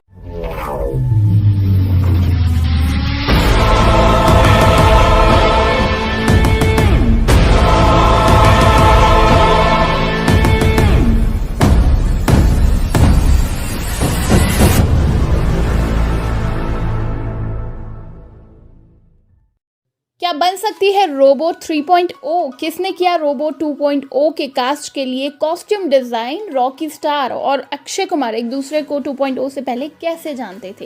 हेलो फ्रेंड्स, आप देख रहे हैं बॉलीग्राफ स्टूडियोज, मैं हूं सोनिका जाल। दोस्तों, जल्द ही कहा जा रहा है कि रोबोट 2.0 के बाद 3.0 में काम किया जाएगा। आपको बता दें, रोबोट 2.0 में रॉकी स्टार ने कॉस्ट्यूम डिज़ाइन किया था। अब वो शंकर के अगले सीक्वल में भी यही काम कर रहे हैं। 2.0 के कॉस्ट्यूम डिज़ाइनर रॉकी स्टार का कहना है कि वो नई साइंस फिक्शन फिल्म में भी काम करेंगे। उन्होंने बताया कि जब वो 2.0 में काम कर रहे थे और जब वो डायरेक्टर से मिले तो उन्हें नहीं पता था कि ये सबसे बड़ी फिल्म बन जाएगी। रॉकी स्टार ने बताया कि मुझे नहीं पता था कि इसमें इतने बड़े पात्र होंगे। उन्होंने बस मुझे बताया कि एक फिल्म है जैसे मैं कर रहा हूँ, क्या आप इसे करना चाहेंगे? और जब शंकर सर आपसे पूछेंगे कि आप इसे करना चाहेंगे तो कौन मना करेगा, क्योंकि वो इतने महान निर्देशक है। फिर उन्होंने मुझे बताया कि रजनीकांत सर फिल्म में हैं, इसीलिए मैंने एक लेजेंड के साथ काम करने का मौका नहीं गंवाना चाहा। मैं पहले से ही बहुत ज़्यादा एक्साइटेड था। फिर उन्होंने बताया कि जब वो सेट पर रजनी सर के साथ काम कर रहे थे तो वो बहुत अद्भुत था, वो बहुत डाउन टू अर्थ है। अक्षय और रॉकी स्टार ने 9 साल तक काम भी किया है। अक्षय कुमार के बारे में बात करते हुए उन्होंने कहा कि मुझे लगता है कि मेरा पहला प्रोजेक्ट अक्षय के साथ लंबे समय तक था, जो कि मोहरा था। आपको बता दें, रॉकी स्टार पहले भी बहुत सारे प्रोजेक्ट कर चुके हैं। उन्होंने लगभग 350 फिल्मों में काम कर चुके हैं। उन्होंने फिल्म क्रिश में भी कॉस्ट्यूम डिज़ाइन किया है। बॉलीवुड में उनकी क्लाइंट लिस्ट में जॉन अब्राहम, बिपाशा बसु, शिल्पा शेट्टी, सलमान खान, कैटरीना कैफ, ऋतिक रोशन और प्रियंका चोपड़ा जैसे सितारे शामिल हैं। रॉकी ने न केवल फिल्मों के लिए कपड़े डिज़ाइन किए बल्कि इंडस्ट्री के अन्य क्षेत्रों में भी काम किया है। उन्होंने ब्राइडल काउचर करना शुरू किया और फिर क्लब वेयर और एसेसरीज, फ्रेग्रेंस इंडस्ट्री में भी हाथ आजमाया। अब उन्होंने एक ही प्लेटफॉर्म पर फैशन और होम डेकोर लाने के उद्देश्य से बेंट चेयर के साथ कोलैबोरेशन किया है। उन्होंने बताया कि फैशन कुछ ऐसा नहीं है जो कपड़े तक सीमित है या जिस तरह से दिखता है। फैशन अपने आप में एक ऐसी दुनिया है जिसमें हम रहते हैं, सांस लेते हैं। ये एक लाइफस्टाइल है। इस बात को ध्यान में रखते हुए मैं कुछ ऐसा करना चाहता था जो फैशन के अनुभव को ऊंचा कर दे। आपको बता दें कि उन्हें कॉस्ट्यूम डिज़ाइन के लिए जी सिने अवार्ड से सम्मानित किया गया। आज के लिए अगर किसी बड़े कॉस्ट्यूम डिज़ाइनर की बात होती है तो उनका नाम ज़रूर शामिल होता है। वहीं आपको बता दें कि एक बार फिर से रोबोट 3.0 में भी वही कॉस्ट्यूम डिज़ाइन करने वाले हैं। आपको कितना इंतज़ार है नीचे कमेंट सेक्शन में ज़रूर बताइएगा और इसी तरह के दूसरे अपडेट्स के लिए सब्सक्राइब करिएगा हमारे चैनल बॉलीग्राफ स्टूडियोज़ को।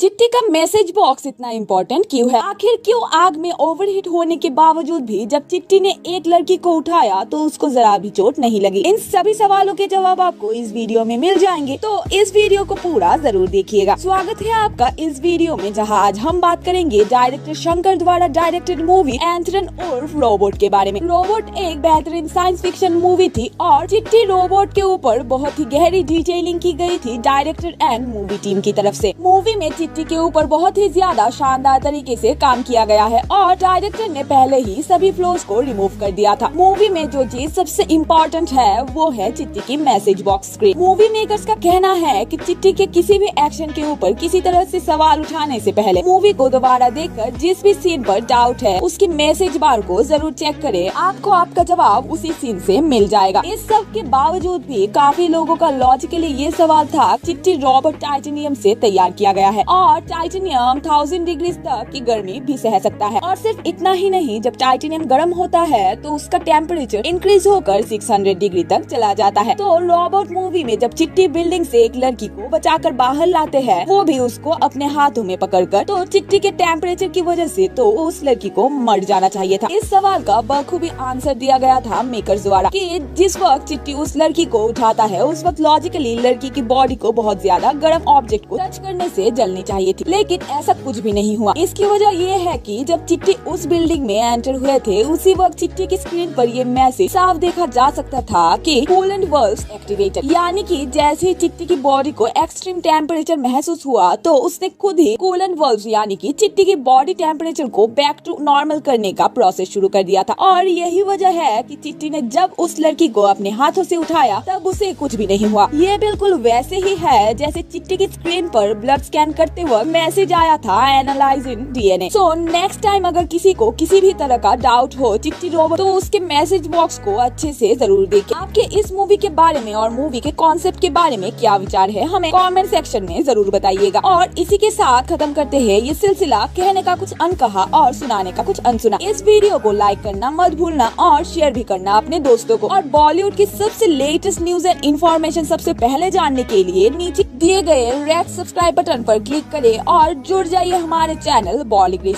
कौन सी 13 फिल्में हैं जो हिट ही हुई लगातार? कौन है वो डायरेक्टर जिसने दी सिर्फ बॉलीवुड हिट? नन कौन सी हिंदी फिल्म का थी तमिल रीमेक? आज हम बात कर रहे हैं रोबोट नायक हिंदुस्तानी जैसी बेहतरीन फिल्म देने वाले शंकर की।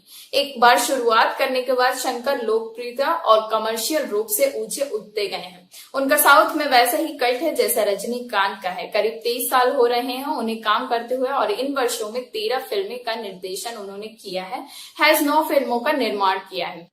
उनकी 13 में से 10 फिल्में हमने भी देखी हैं और उस समय होने वाले एक एक बच्चे को याद होगी। उनकी हर कहानी छोटे से आइडिया से आगे बढ़ती है और बहुत सारे अन्य गुणों से एक अच्छी कहानी का रूप पा लेती है। इनकी 10 फिल्मों में जो हिंदी में आई उनकी बात आज हम इस वीडियो में करने वाले हैं। तो आइए उनकी हिंदी में आई 10 फिल्मों पर नजर डालते हैं। पहली द जेंटलमैन 1993 की है, जिसमें हीरो अर्जुन धनवानों को यहाँ चोरी करता है ताकि गरीब बच्चों को उच्च शिक्षा दिला सके।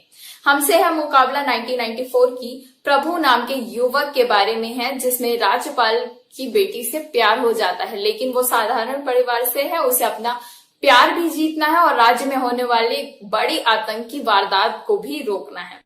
हिंदुस्तानी 1996 एक 70 साल के बुजुर्ग सेनापति की कहानी है। वह घोर ईमानदार है और अपने राज्य में रिश्वतखोरों को एक एक करके मारना शुरू करता है। लाइव टीवी में भी वो आजाद हिंद फौज में रहा है और देश की आजादी के लिए लड़ा है। उसकी बेटी अस्पताल में सिर्फ इसलिए मर गई क्योंकि उसने रिश्वत नहीं दी थी।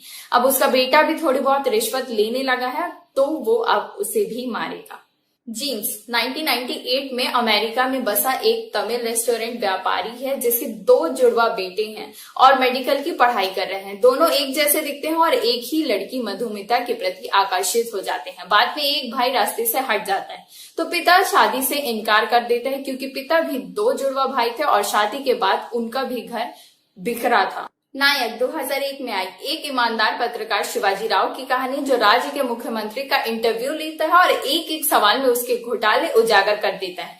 फंसा मुख्यमंत्री उसे चैलेंज करता है कि कहना बड़ा आसान है, वो एक दिन के लिए मुख्यमंत्री बनकर देखे फिर पता चलेगा।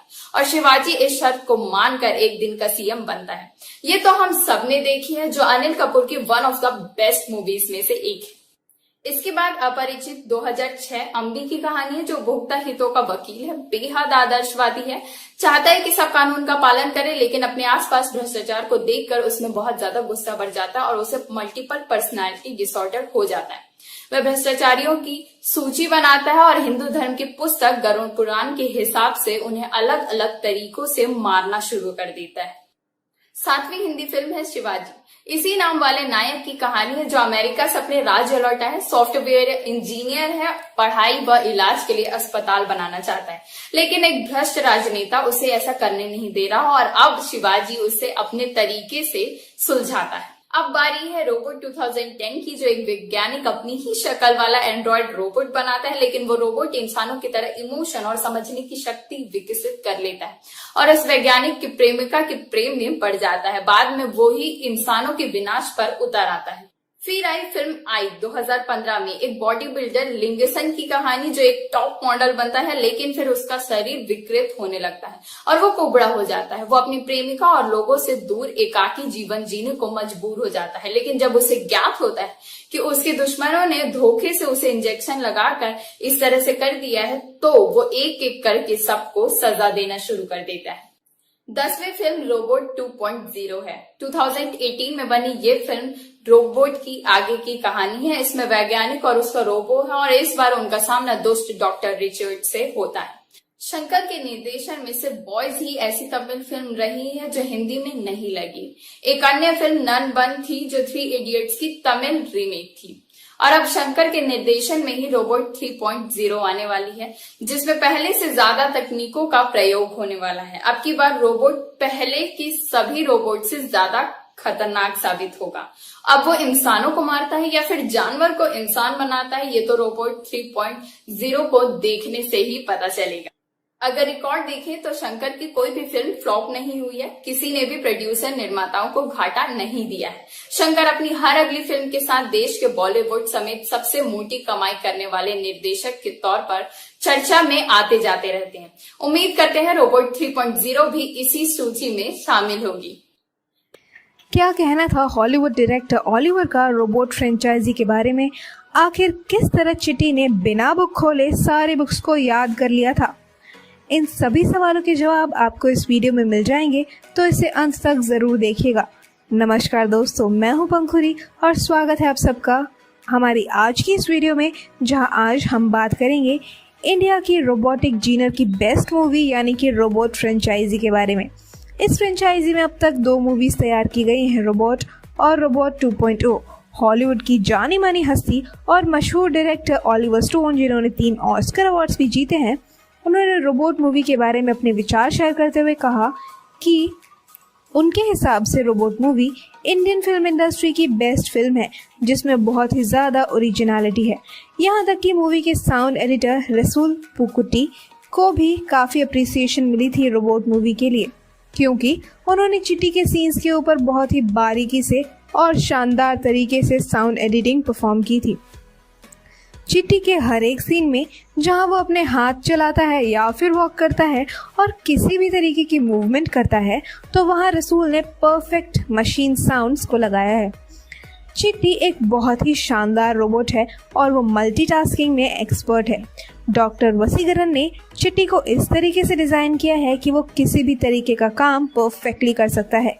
चिट्टी के अंदर अनगिनत फीचर्स हैं, जैसे कि हमने रोबोट मूवी में देखा था कि एक सीन में चिट्टी ने एक ब्लड ड्रॉप को देखते ही उसका ब्लड ग्रुप बता दिया था, क्योंकि चिट्टी के अंदर इनबिल्ट ब्लड स्कैनर भी मौजूद है, जिस वजह से ब्लड ग्रुप चेक करते वक्त हम देख सकते हैं कि चिट्टी के मैसेज में ये शो करता है कि चिट्टी is scanning DNA. Robot movie एक बहुत ही ज़्यादा फनी सीन था, जिसमें ऐश्वर्या राय यानी कि सना अपने अगले दिन होने वाले एग्ज़ाम की तैयारी कर रही होती हैं और बेहद परेशान होती हैं, क्योंकि वो अपना सिलेबस कंप्लीट नहीं कर पा रही होती। उसी वक्त चिट्टी सना से सवाल पूछने के लिए उसकी सभी बुक्स को स्कैन करते हैं और उन्हें सब कुछ याद हो जाता है। अब ऐसा करना तो किसी रोबोट के लिए भी इम्पॉसिबल है, लेकिन इस सीन के अंदर काफ़ी फनी डिटेलिंग दी गई है, जैसे कि चिट्टी के पास इंटरनेट एक्सेस है। वो जैसे ही बुक को देखते हैं, वो इंटरनेट पे उस बुक का सारा डेटा अपने अंदर स्टोर कर लेते हैं, जिस वजह से उन्हें सब कुछ एग्जैक्टली याद हो जाता है बिना बुक खोले। आपके इस मूवी के बारे में और इसके कॉन्सेप्ट के बारे में क्या विचार हैं, हमें कमेंट सेक्शन में ज़रूर बताएं। और इसी के साथ खत्म करते हैं ये सिलसिला कहने का कुछ अनकहा और सुनने का कुछ अनसुना। इस वीडियो को लाइक करना मत भूलिएगा और साथ ही शेयर करना मत भूलिएगा अपने दोस्तों को।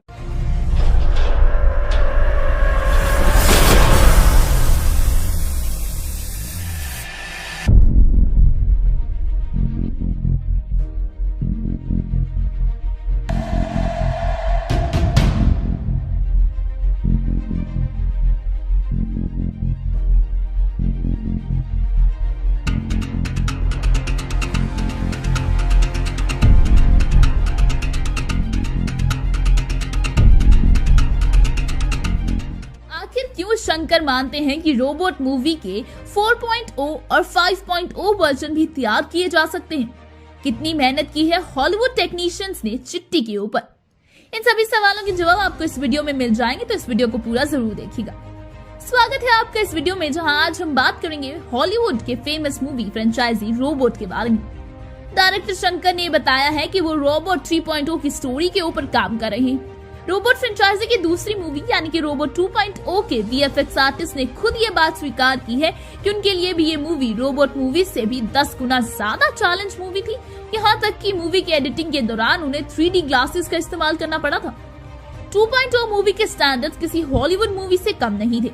मूवी को लियास विलेन अक्षय कुमार की एंटागनिस्ट रोल होने के बावजूद भी 2.0 मूवी में रजनीकांत ने खुद कहा कि अक्षय कुमार इस मूवी के असली हीरो हैं और ना कि वो।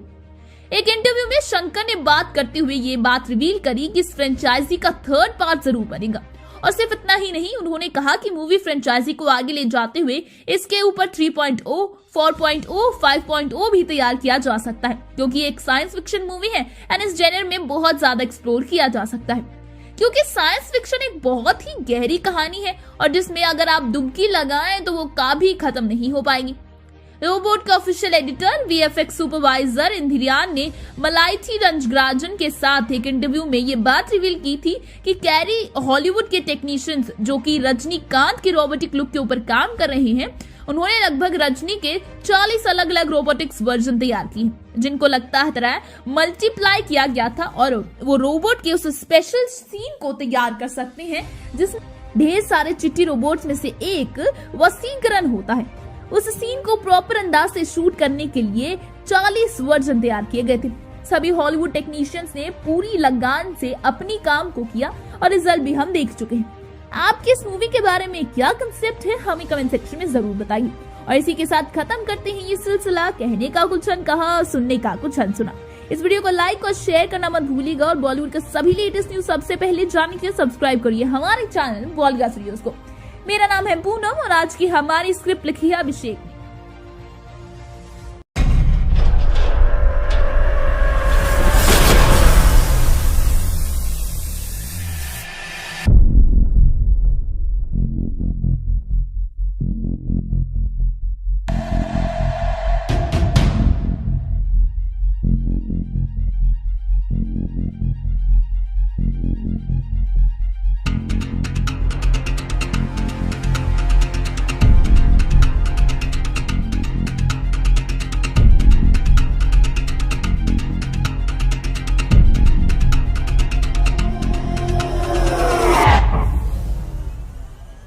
क्या 3.0 रोबोट्स हमें रोबोट की अगली इंस्टॉलमेंट में देखने को मिलेंगे? कौन होगा 3.0 का दुश्मन मूवी रोबोट 3.0 में? स्वागत है आपका इस वीडियो में, जहां आज हम बात करेंगे एक ऐसी मूवी फ्रेंचाइजी के बारे में जो कि नॉर्थ इंडिया में भी काफी पॉपुलर है एंड व्यूअर्स की one of the favourite movies में मानी जाती है। हम बात कर रहे हैं डायरेक्टर शंकर द्वारा तैयार की गई मूवी रोबोट फ्रेंचाइजी के बारे में। रोबोट 2.0 एक बहुत ही शानदार और ब्लॉकबस्टर मूवी रही थी और सभी फैंस की नजर है रोबोट 3.0 के ऊपर, क्योंकि डायरेक्टर शंकर ने भी मूवी के सीक्वल में अपनी रुचि दिखाई है मूवी मेकिंग में। रोबोट 3.0 में मूवी के प्रीक्वल 2.0 में ही हमें देखने को मिले थे चिट्टी के रिबूट वर्जन, वो भी रोबोट्स नहीं बल्कि एक मोबाइल फोन जितने साइज के मिनी माइक्रो रोबोट्स, जिनमें रजनीकांत का पूरा स्वैग और कूलनेस भी भरा पड़ा था। मिनी माइक्रोबॉट्स बहुत ही ज्यादा स्मार्ट एंड स्ट्रॉन्ग रोबोट्स थे और उनका तो नाम भी 3.0 था। और वही रोबोट मूवी की 3rd इंस्टॉलमेंट के लीड कैरेक्टर्स होने वाले हैं। जैसे कि रोबोट 2.0 में हमने देखा कि वो अपने सभी साथियों के साथ मिलकर पक्षी राजा को हरा देते हैं, लेकिन असली खतरा तो अभी शुरू होना बाकी था, क्योंकि रोबोट मूवी में हमने देखा था कि चिट्टी का नेगेटिव वर्जन खुद को दुनिया पे राज करना देखना चाहता है और 2.0 मूवी में नीला ह्यूमनॉइड ने उसे दोबारा जिंदा कर दिया पक्षी राज को हराने के लिए। पक्षी राजा तो मर गया, लेकिन नेगेटिव चिट्टी का सामना करना अभी भी बाकी है, क्योंकि पक्षीराज को मारने का असली मकसद यही था कि पक्षीराज 2.0 के एक काफी टफ कंपटीशन था और अगर उसे दुनिया पे राज करना है तो उसे पक्षीराज को हराना जरूरी है। लेकिन 2.0 के सभी इविल प्लान्स को फ्लॉप करेगा हमारा खास 3.0, वो भी नीला के साथ मिलकर, जिसे देखने में काफी मजा आने वाला है। रजनीकांत एक बार फिर से अपने one of the most famous characters चिट्टी के रूप में नजर आएंगे। आपके इस मूवी के बारे में और इस कॉन्सेप्ट के बारे में क्या विचार हैं, हमें कमेंट सेक्शन में जरूर बताइएगा। इस वीडियो को लाइक करना मत भूलना और शेयर भी अपने दोस्तों के साथ।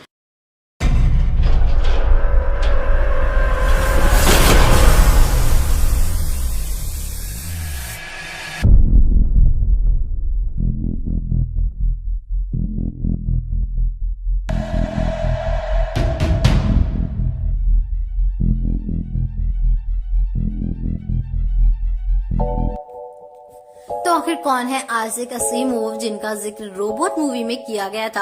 आखिर क्या है असीमोव के 3 लॉज ऑफ रोबोटिक्स? तो दोस्तों नमस्कार, सलाम, स्वागत है आप सभी का एक बार फिर से बॉलीवुड स्टूडियोज में और मैं हूं अनुष्का त्यागी। तो आज इन सभी सवालों के जवाब जानने के लिए आज इस वीडियो को अंत तक जरूर देखिएगा। तो दोस्तों आज हम बात करेंगे डायरेक्टर शंकर द्वारा तैयार की गई एक बेहतरीन मूवी फ्रेंचाइज जो कि साइंस फिक्शन जनर के एक सुपर पेशकश है। तो दोस्तों सुपरस्टार रजनीकांत की रोबोटिक मूवी एंथ्रन उर्फ रोबोट, जिसमें रजनी सर चिट्टी के रोल और डॉक्टर वसीकरण के रोल को निभाते हैं। आज हम बात करेंगे रोबोट मूवी की डिटेलिंग के बारे में जो कि दोनों रोबोट मूवीज में देखने को मिली है। और दोस्तों यकीन मानिए सभी फैक्ट्स आपको बहुत ही ज्यादा शानदार लगने वाले हैं। तो दोस्तों चिट्टी एक रोबोटिक कैरेक्टर है रोबोट मूवी का और इस मूवी में आसिक असीमोव नाम के इंसान को ट्रिब्यूट दी गई है जो कि असल में फादर ऑफ रोबोटिक्स है, जिन्होंने 3 लॉज ऑफ रोबोटिक्स का निर्माण किया है। दोस्तों बता दो कि दुनिया में जितने भी रोबोट तैयार किए जाते हैं वो सभी रोबोट्स को इन 3 रूल्स को फॉलो करना ही होगा एक आइडियल रोबोट कहलाने के लिए, और तीनों ही रूल्स का सेम कंसेप्ट है। आइए जाने कि वो क्या है 3 लॉज ऑफ रोबोटिक्स। सबसे पहला लॉ है कि a robot may not injure a human being और through inaction allow a human being to come to harm. यानी कि दोस्तों कोई भी रोबोट किसी भी इंसान को कभी भी कोई चोट नहीं पहुंचा सकता। असीमोव का दूसरा लॉ ये कहता है कि a robot must obey orders given to it by the human beings except where such order would conflict with the first law. यानी कि दोस्तों एक रोबोट को हमेशा ह्यूमंस के सभी ऑर्डर्स को फॉलो करना ही होगा, लेकिन सिर्फ तब तक जब तक वो ऑर्डर्स असीमोव के पहले लॉ को नहीं तोड़ देते। तो दोस्तों बता दूं कि असीमोव का थर्ड लॉ ये कहता है a robot must protect its own existence as long as protection does not conflict the first or the second law. जिसका मतलब है कि एक रोबोट को हमेशा ही खुद की रक्षा करनी चाहिए और वो भी इस तरह से कि वो अपनी रक्षा करते करते बाकी के 2 लॉज को कभी भी ब्रेक ना करे। चिट्टी को भी इन सभी रूल्स को फॉलो करने के लिए ही तैयार किया गया था। तो दोस्तों आप ये बताइएगा कि आपके इस मूवी के बारे में और इस कंसेप्ट के बारे में क्या विचार थे, हमें कमेंट सेक्शन में बता दीजिएगा। और इसी के साथ खत्म करते हैं आज का सिलसिला कहने का कुछ अनकहा और सुनने का कुछ अनसुना। तो दोस्तों अगर आपको ये वीडियो पसंद आए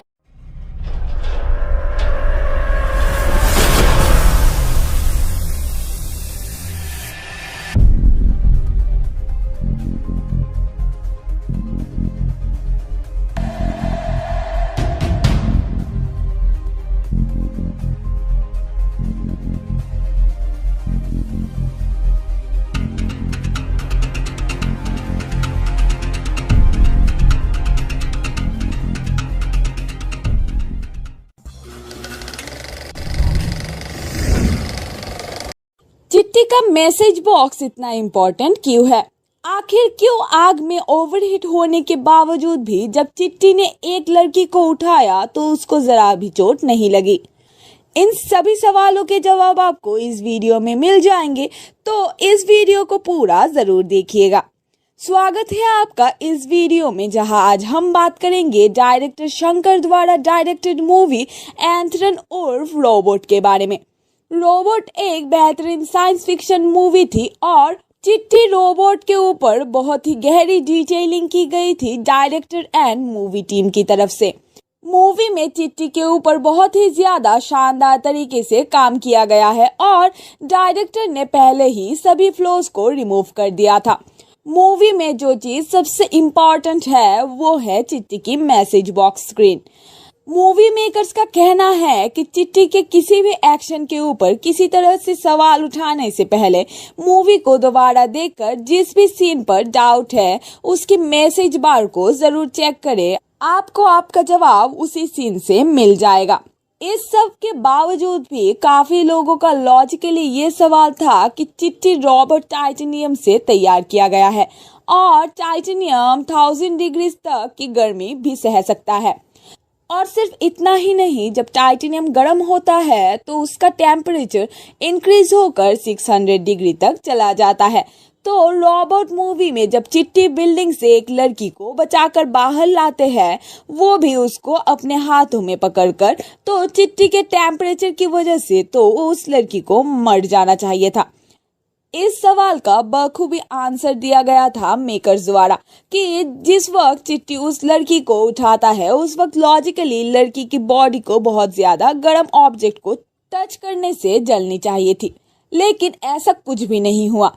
इसकी वजह यह है कि जब चिट्टी उस बिल्डिंग में एंटर हुए थे, उसी वक्त चिट्टी की स्क्रीन पर यह मैसेज साफ देखा जा सकता था कि कूलेंट वाल्व्स एक्टिवेटेड, यानी कि जैसे ही चिट्टी की बॉडी को एक्सट्रीम टेम्परेचर महसूस हुआ तो उसने खुद ही कूलेंट वाल्व्स यानी कि चिट्टी की बॉडी टेम्परेचर को बैक टू नॉर्मल करने का प्रोसेस शुरू कर दिया था।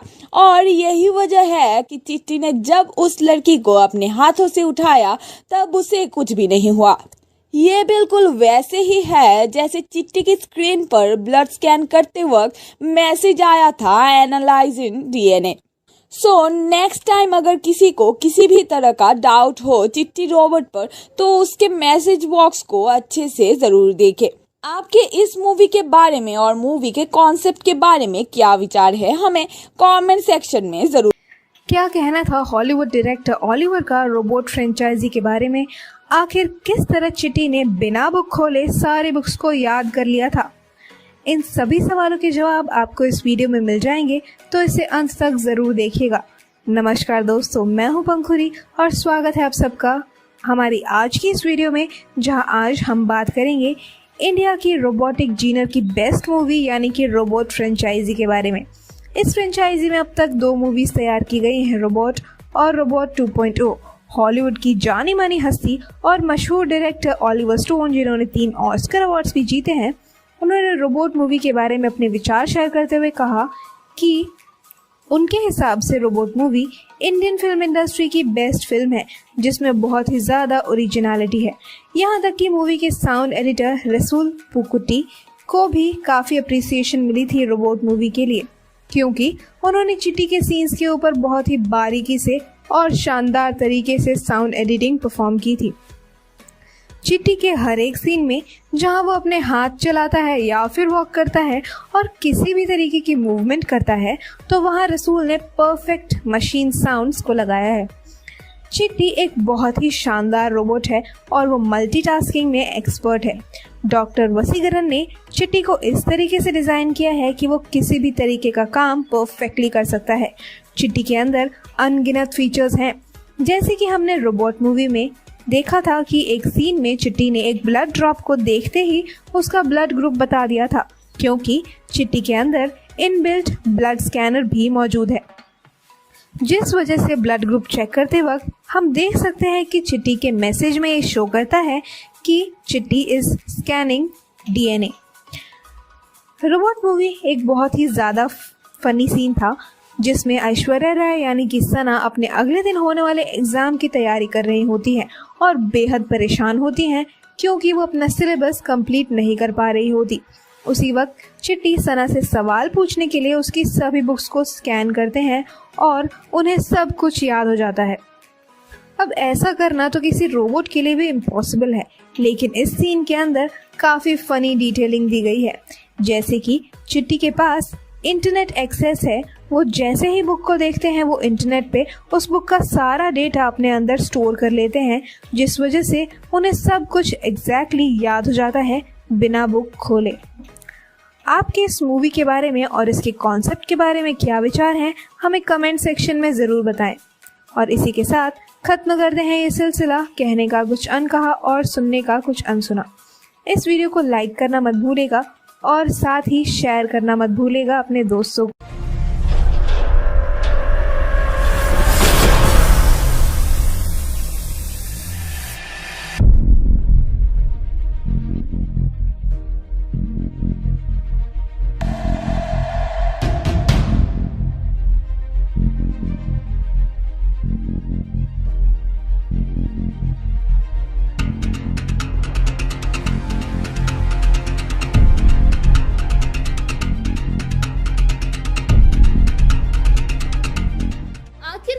शंकर मानते हैं कि रोबोट मूवी के 4.0 और 5.0 वर्जन भी तैयार किए जा सकते हैं।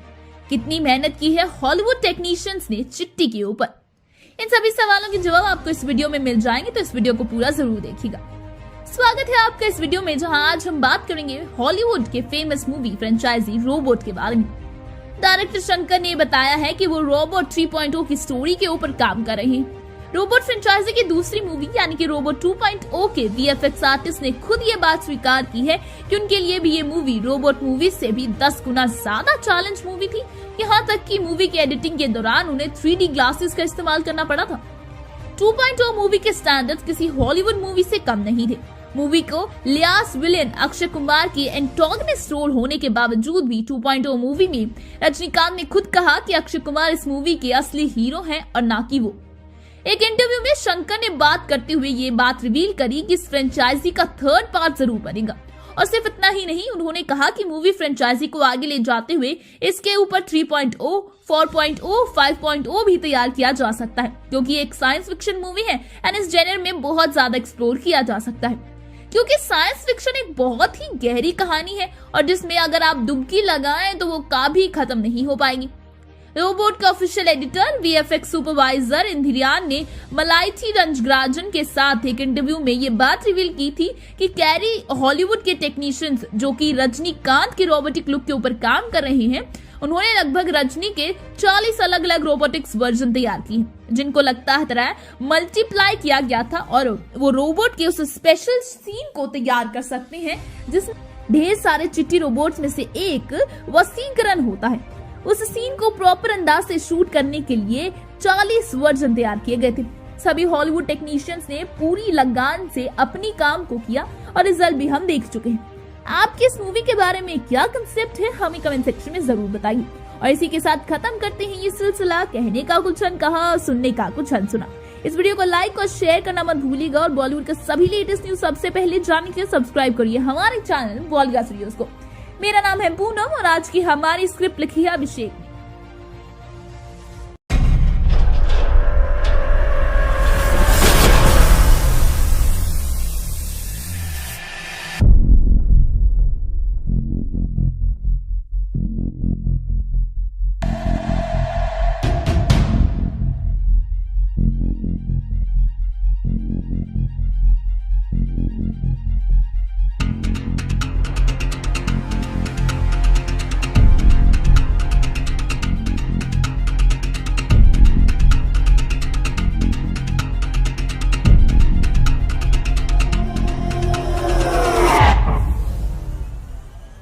क्या 3.0 रोबोट्स हमें रोबोट की अगली इंस्टॉलमेंट में देखने को मिलेंगे? कौन होगा 3.0 का दुश्मन मूवी रोबोट 3.0 में? स्वागत है आपका इस वीडियो में, जहां आज हम बात करेंगे एक ऐसी मूवी फ्रेंचाइजी के बारे में जो कि नॉर्थ इंडिया में भी काफी पॉपुलर है एंड व्यूअर्स की one of the favourite movies में मानी जाती है। हम बात कर रहे हैं डायरेक्टर शंकर द्वारा तैयार की गई मूवी रोबोट फ्रेंचाइजी के बारे में। रोबोट 2.0 एक बहुत ही शानदार और ब्लॉकबस्टर मूवी रही थी और सभी फैंस की नजर है रोबोट 3.0 के ऊपर, क्योंकि डायरेक्टर शंकर ने भी मूवी के सीक्वल में अपनी रुचि दिखाई है मूवी मेकिंग में। रोबोट 3.0 में मूवी के प्रीक्वल 2.0 में ही हमें देखने को मिले थे चिट्टी के रिबूट वर्जन, वो भी रोबोट्स नहीं बल्कि एक मोबाइल फोन जितने साइज के मिनी माइक्रो रोबोट्स, जिनमें रजनीकांत का पूरा स्वैग और कूलनेस भी भरा पड़ा था। मिनी माइक्रोबॉट्स बहुत ही ज्यादा स्मार्ट एंड स्ट्रॉन्ग रोबोट्स थे और उनका तो नाम भी 3.0 था। और वही रोबोट मूवी की 3rd इंस्टॉलमेंट के लीड कैरेक्टर्स होने वाले हैं। जैसे कि रोबोट 2.0 में हमने देखा कि वो अपने सभी साथियों के साथ मिलकर पक्षी राजा को हरा देते हैं, लेकिन असली खतरा तो अभी शुरू होना बाकी था, क्योंकि रोबोट मूवी में हमने देखा था कि चिट्टी का नेगेटिव वर्जन खुद को दुनिया पे राज करना देखना चाहता है और 2.0 मूवी में नीला ह्यूमनॉइड ने उसे दोबारा जिंदा कर दिया पक्षी राज को हराने के लिए। पक्षी राजा तो मर गया, लेकिन नेगेटिव चिट्टी का सामना करना अभी भी बाकी है, क्योंकि पक्षी राज को मारने का असली मकसद यही था कि पक्षी राज 2.0 के एक काफी टफ कंपटीशन था और अगर उसे दुनिया पे राज करना है तो उसे पक्षी राज को हराना जरूरी है। लेकिन 2.0 के सभी इविल प्लान्स को फ्लॉप करेगा हमारा खास 3.0, वो भी नीला के साथ मिलकर, जिसे देखने में काफी मजा आने वाला है। रजनीकांत एक बार फिर से अपने one of the most famous characters चिट्टी के रूप में नजर आएंगे। आपके इस मूवी के बारे में और इस कॉन्सेप्ट के बारे में क्या विचार हैं, हमें कमेंट सेक्शन में जरूर बताइएगा। इस वीडियो को लाइक करना मत भूलना और शेयर भी अपने दोस्तों के साथ।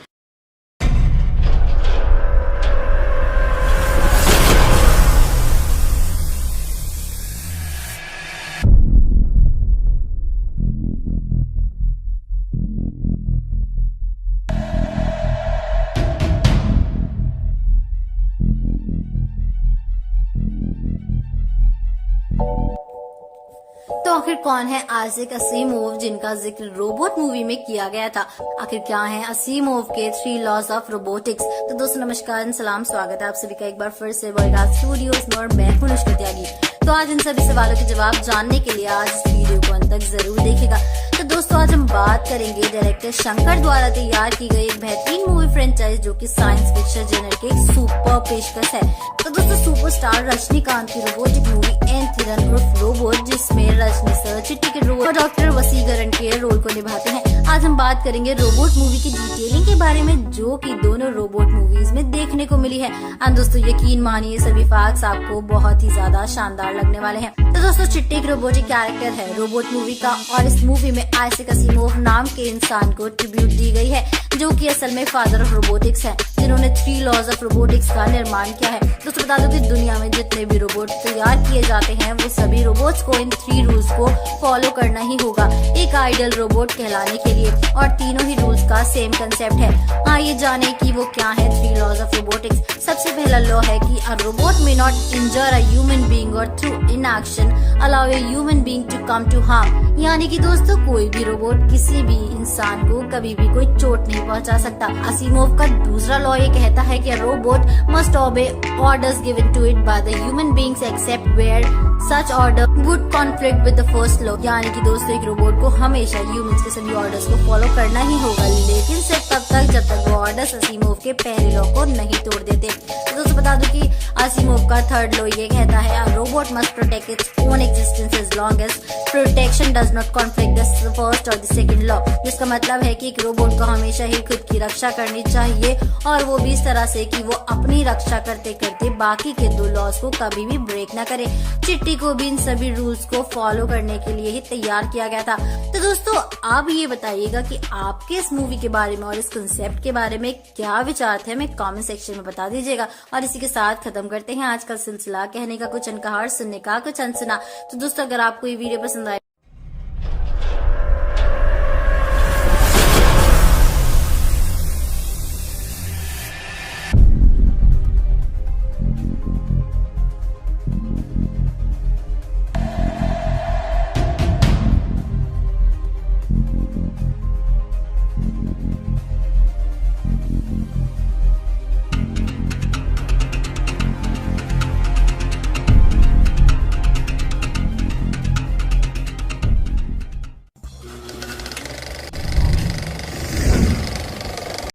चिट्टी का मैसेज बॉक्स इतना इम्पोर्टेंट क्यों है? आखिर क्यों आग में ओवरहीट होने के बावजूद भी जब चिट्टी ने एक लड़की को उठाया तो उसको जरा भी चोट नहीं लगी? इन सभी सवालों के जवाब आपको इस वीडियो में मिल जाएंगे, तो इस वीडियो को पूरा जरूर देखिएगा। स्वागत है आपका इस वीडियो में, जहां आज हम बात करेंगे डायरेक्टर शंकर द्वारा डायरेक्टेड मूवी एंथ्रन उर्फ रोबोट के बारे में। रोबोट एक बेहतरीन साइंस फिक्शन मूवी थी और चिट्टी रोबोट के ऊपर बहुत ही गहरी डिटेलिंग की गई थी डायरेक्टर एंड मूवी टीम की तरफ से। मूवी में चिट्टी के ऊपर बहुत ही ज्यादा शानदार तरीके से काम किया गया है और डायरेक्टर ने पहले ही सभी फ्लॉज को रिमूव कर दिया था। मूवी में जो चीज सबसे इम्पोर्टेंट है वो है चिट्टी की message box screen. Movie makers का कहना है कि चिट्टी के किसी भी एक्शन के ऊपर किसी तरह से सवाल उठाने से पहले मूवी को दोबारा देखकर जिस भी सीन पर डाउट है उसकी मैसेज बार को जरूर चेक करें। आपको आपका जवाब उसी सीन से मिल जाएगा। इस सब के बावजूद भी काफी लोगों का लॉजिकली ये सवाल था कि चिट्टी रोबोट टाइटेनियम से तैयार किया गया है और टाइटेनियम 1000 डिग्री तक की गर्मी भी सह सकता है। और सिर्फ इतना ही नहीं, जब टाइटेनियम गर्म होता है तो उसका टेम्परेचर इंक्रीज होकर 600 डिग्री तक चला जाता है। तो रोबोट मूवी में जब चिट्टी बिल्डिंग से एक लड़की को बचाकर बाहर लाते हैं, वो भी उसको अपने हाथों में पकड़कर, तो चिट्टी के टेम्परेचर की वजह से तो उस लड़की को मर जाना चाहिए था। इस सवाल का बखूबी आंसर दिया गया था मेकर्स द्वारा कि जिस वक्त चिट्टी उस लड़की को उठाता है, उस वक्त लॉजिकली लड़की की बॉडी को बहुत ज्यादा गर्म ऑब्जेक्ट को टच करने से जलनी चाहिए थी, लेकिन ऐसा कुछ भी नहीं हुआ। इसकी वजह यह है कि जब चिट्टी उस बिल्डिंग में एंटर हुए थे, उसी वक्त चिट्टी की स्क्रीन पर यह मैसेज साफ देखा जा सकता था कि कूलेंट वाल्व्स एक्टिवेटेड, यानी कि जैसे ही चिट्टी की बॉडी को एक्सट्रीम टेम्परेचर महसूस हुआ तो उसने खुद ही कूलेंट वाल्व्स यानी कि चिट्टी की बॉडी टेम्परेचर को बैक टू नॉर्मल करने का प्रोसेस शुरू कर दिया था। और यही वजह है कि चिट्टी ने जब उस लड़की को अपने हाथों से उठाया तब उसे कुछ भी नहीं हुआ। ये बिल्कुल वैसे ही है जैसे चिट्टी की स्क्रीन पर ब्लड स्कैन करते वक्त मैसेज आया था analysing DNA. So next time अगर किसी को किसी भी तरह का डाउट हो चिट्टी रोबोट पर, तो उसके मैसेज बॉक्स को अच्छे से जरूर देखे। आपके इस मूवी के बारे में और मूवी के कॉन्सेप्ट के बारे में क्या विचार है, हमें कमेंट सेक्शन में जरूर बताइएगा। और इसी के साथ खत्म करते हैं ये सिलसिला कहने का कुछ अनकहा और सुनाने का कुछ अनसुना।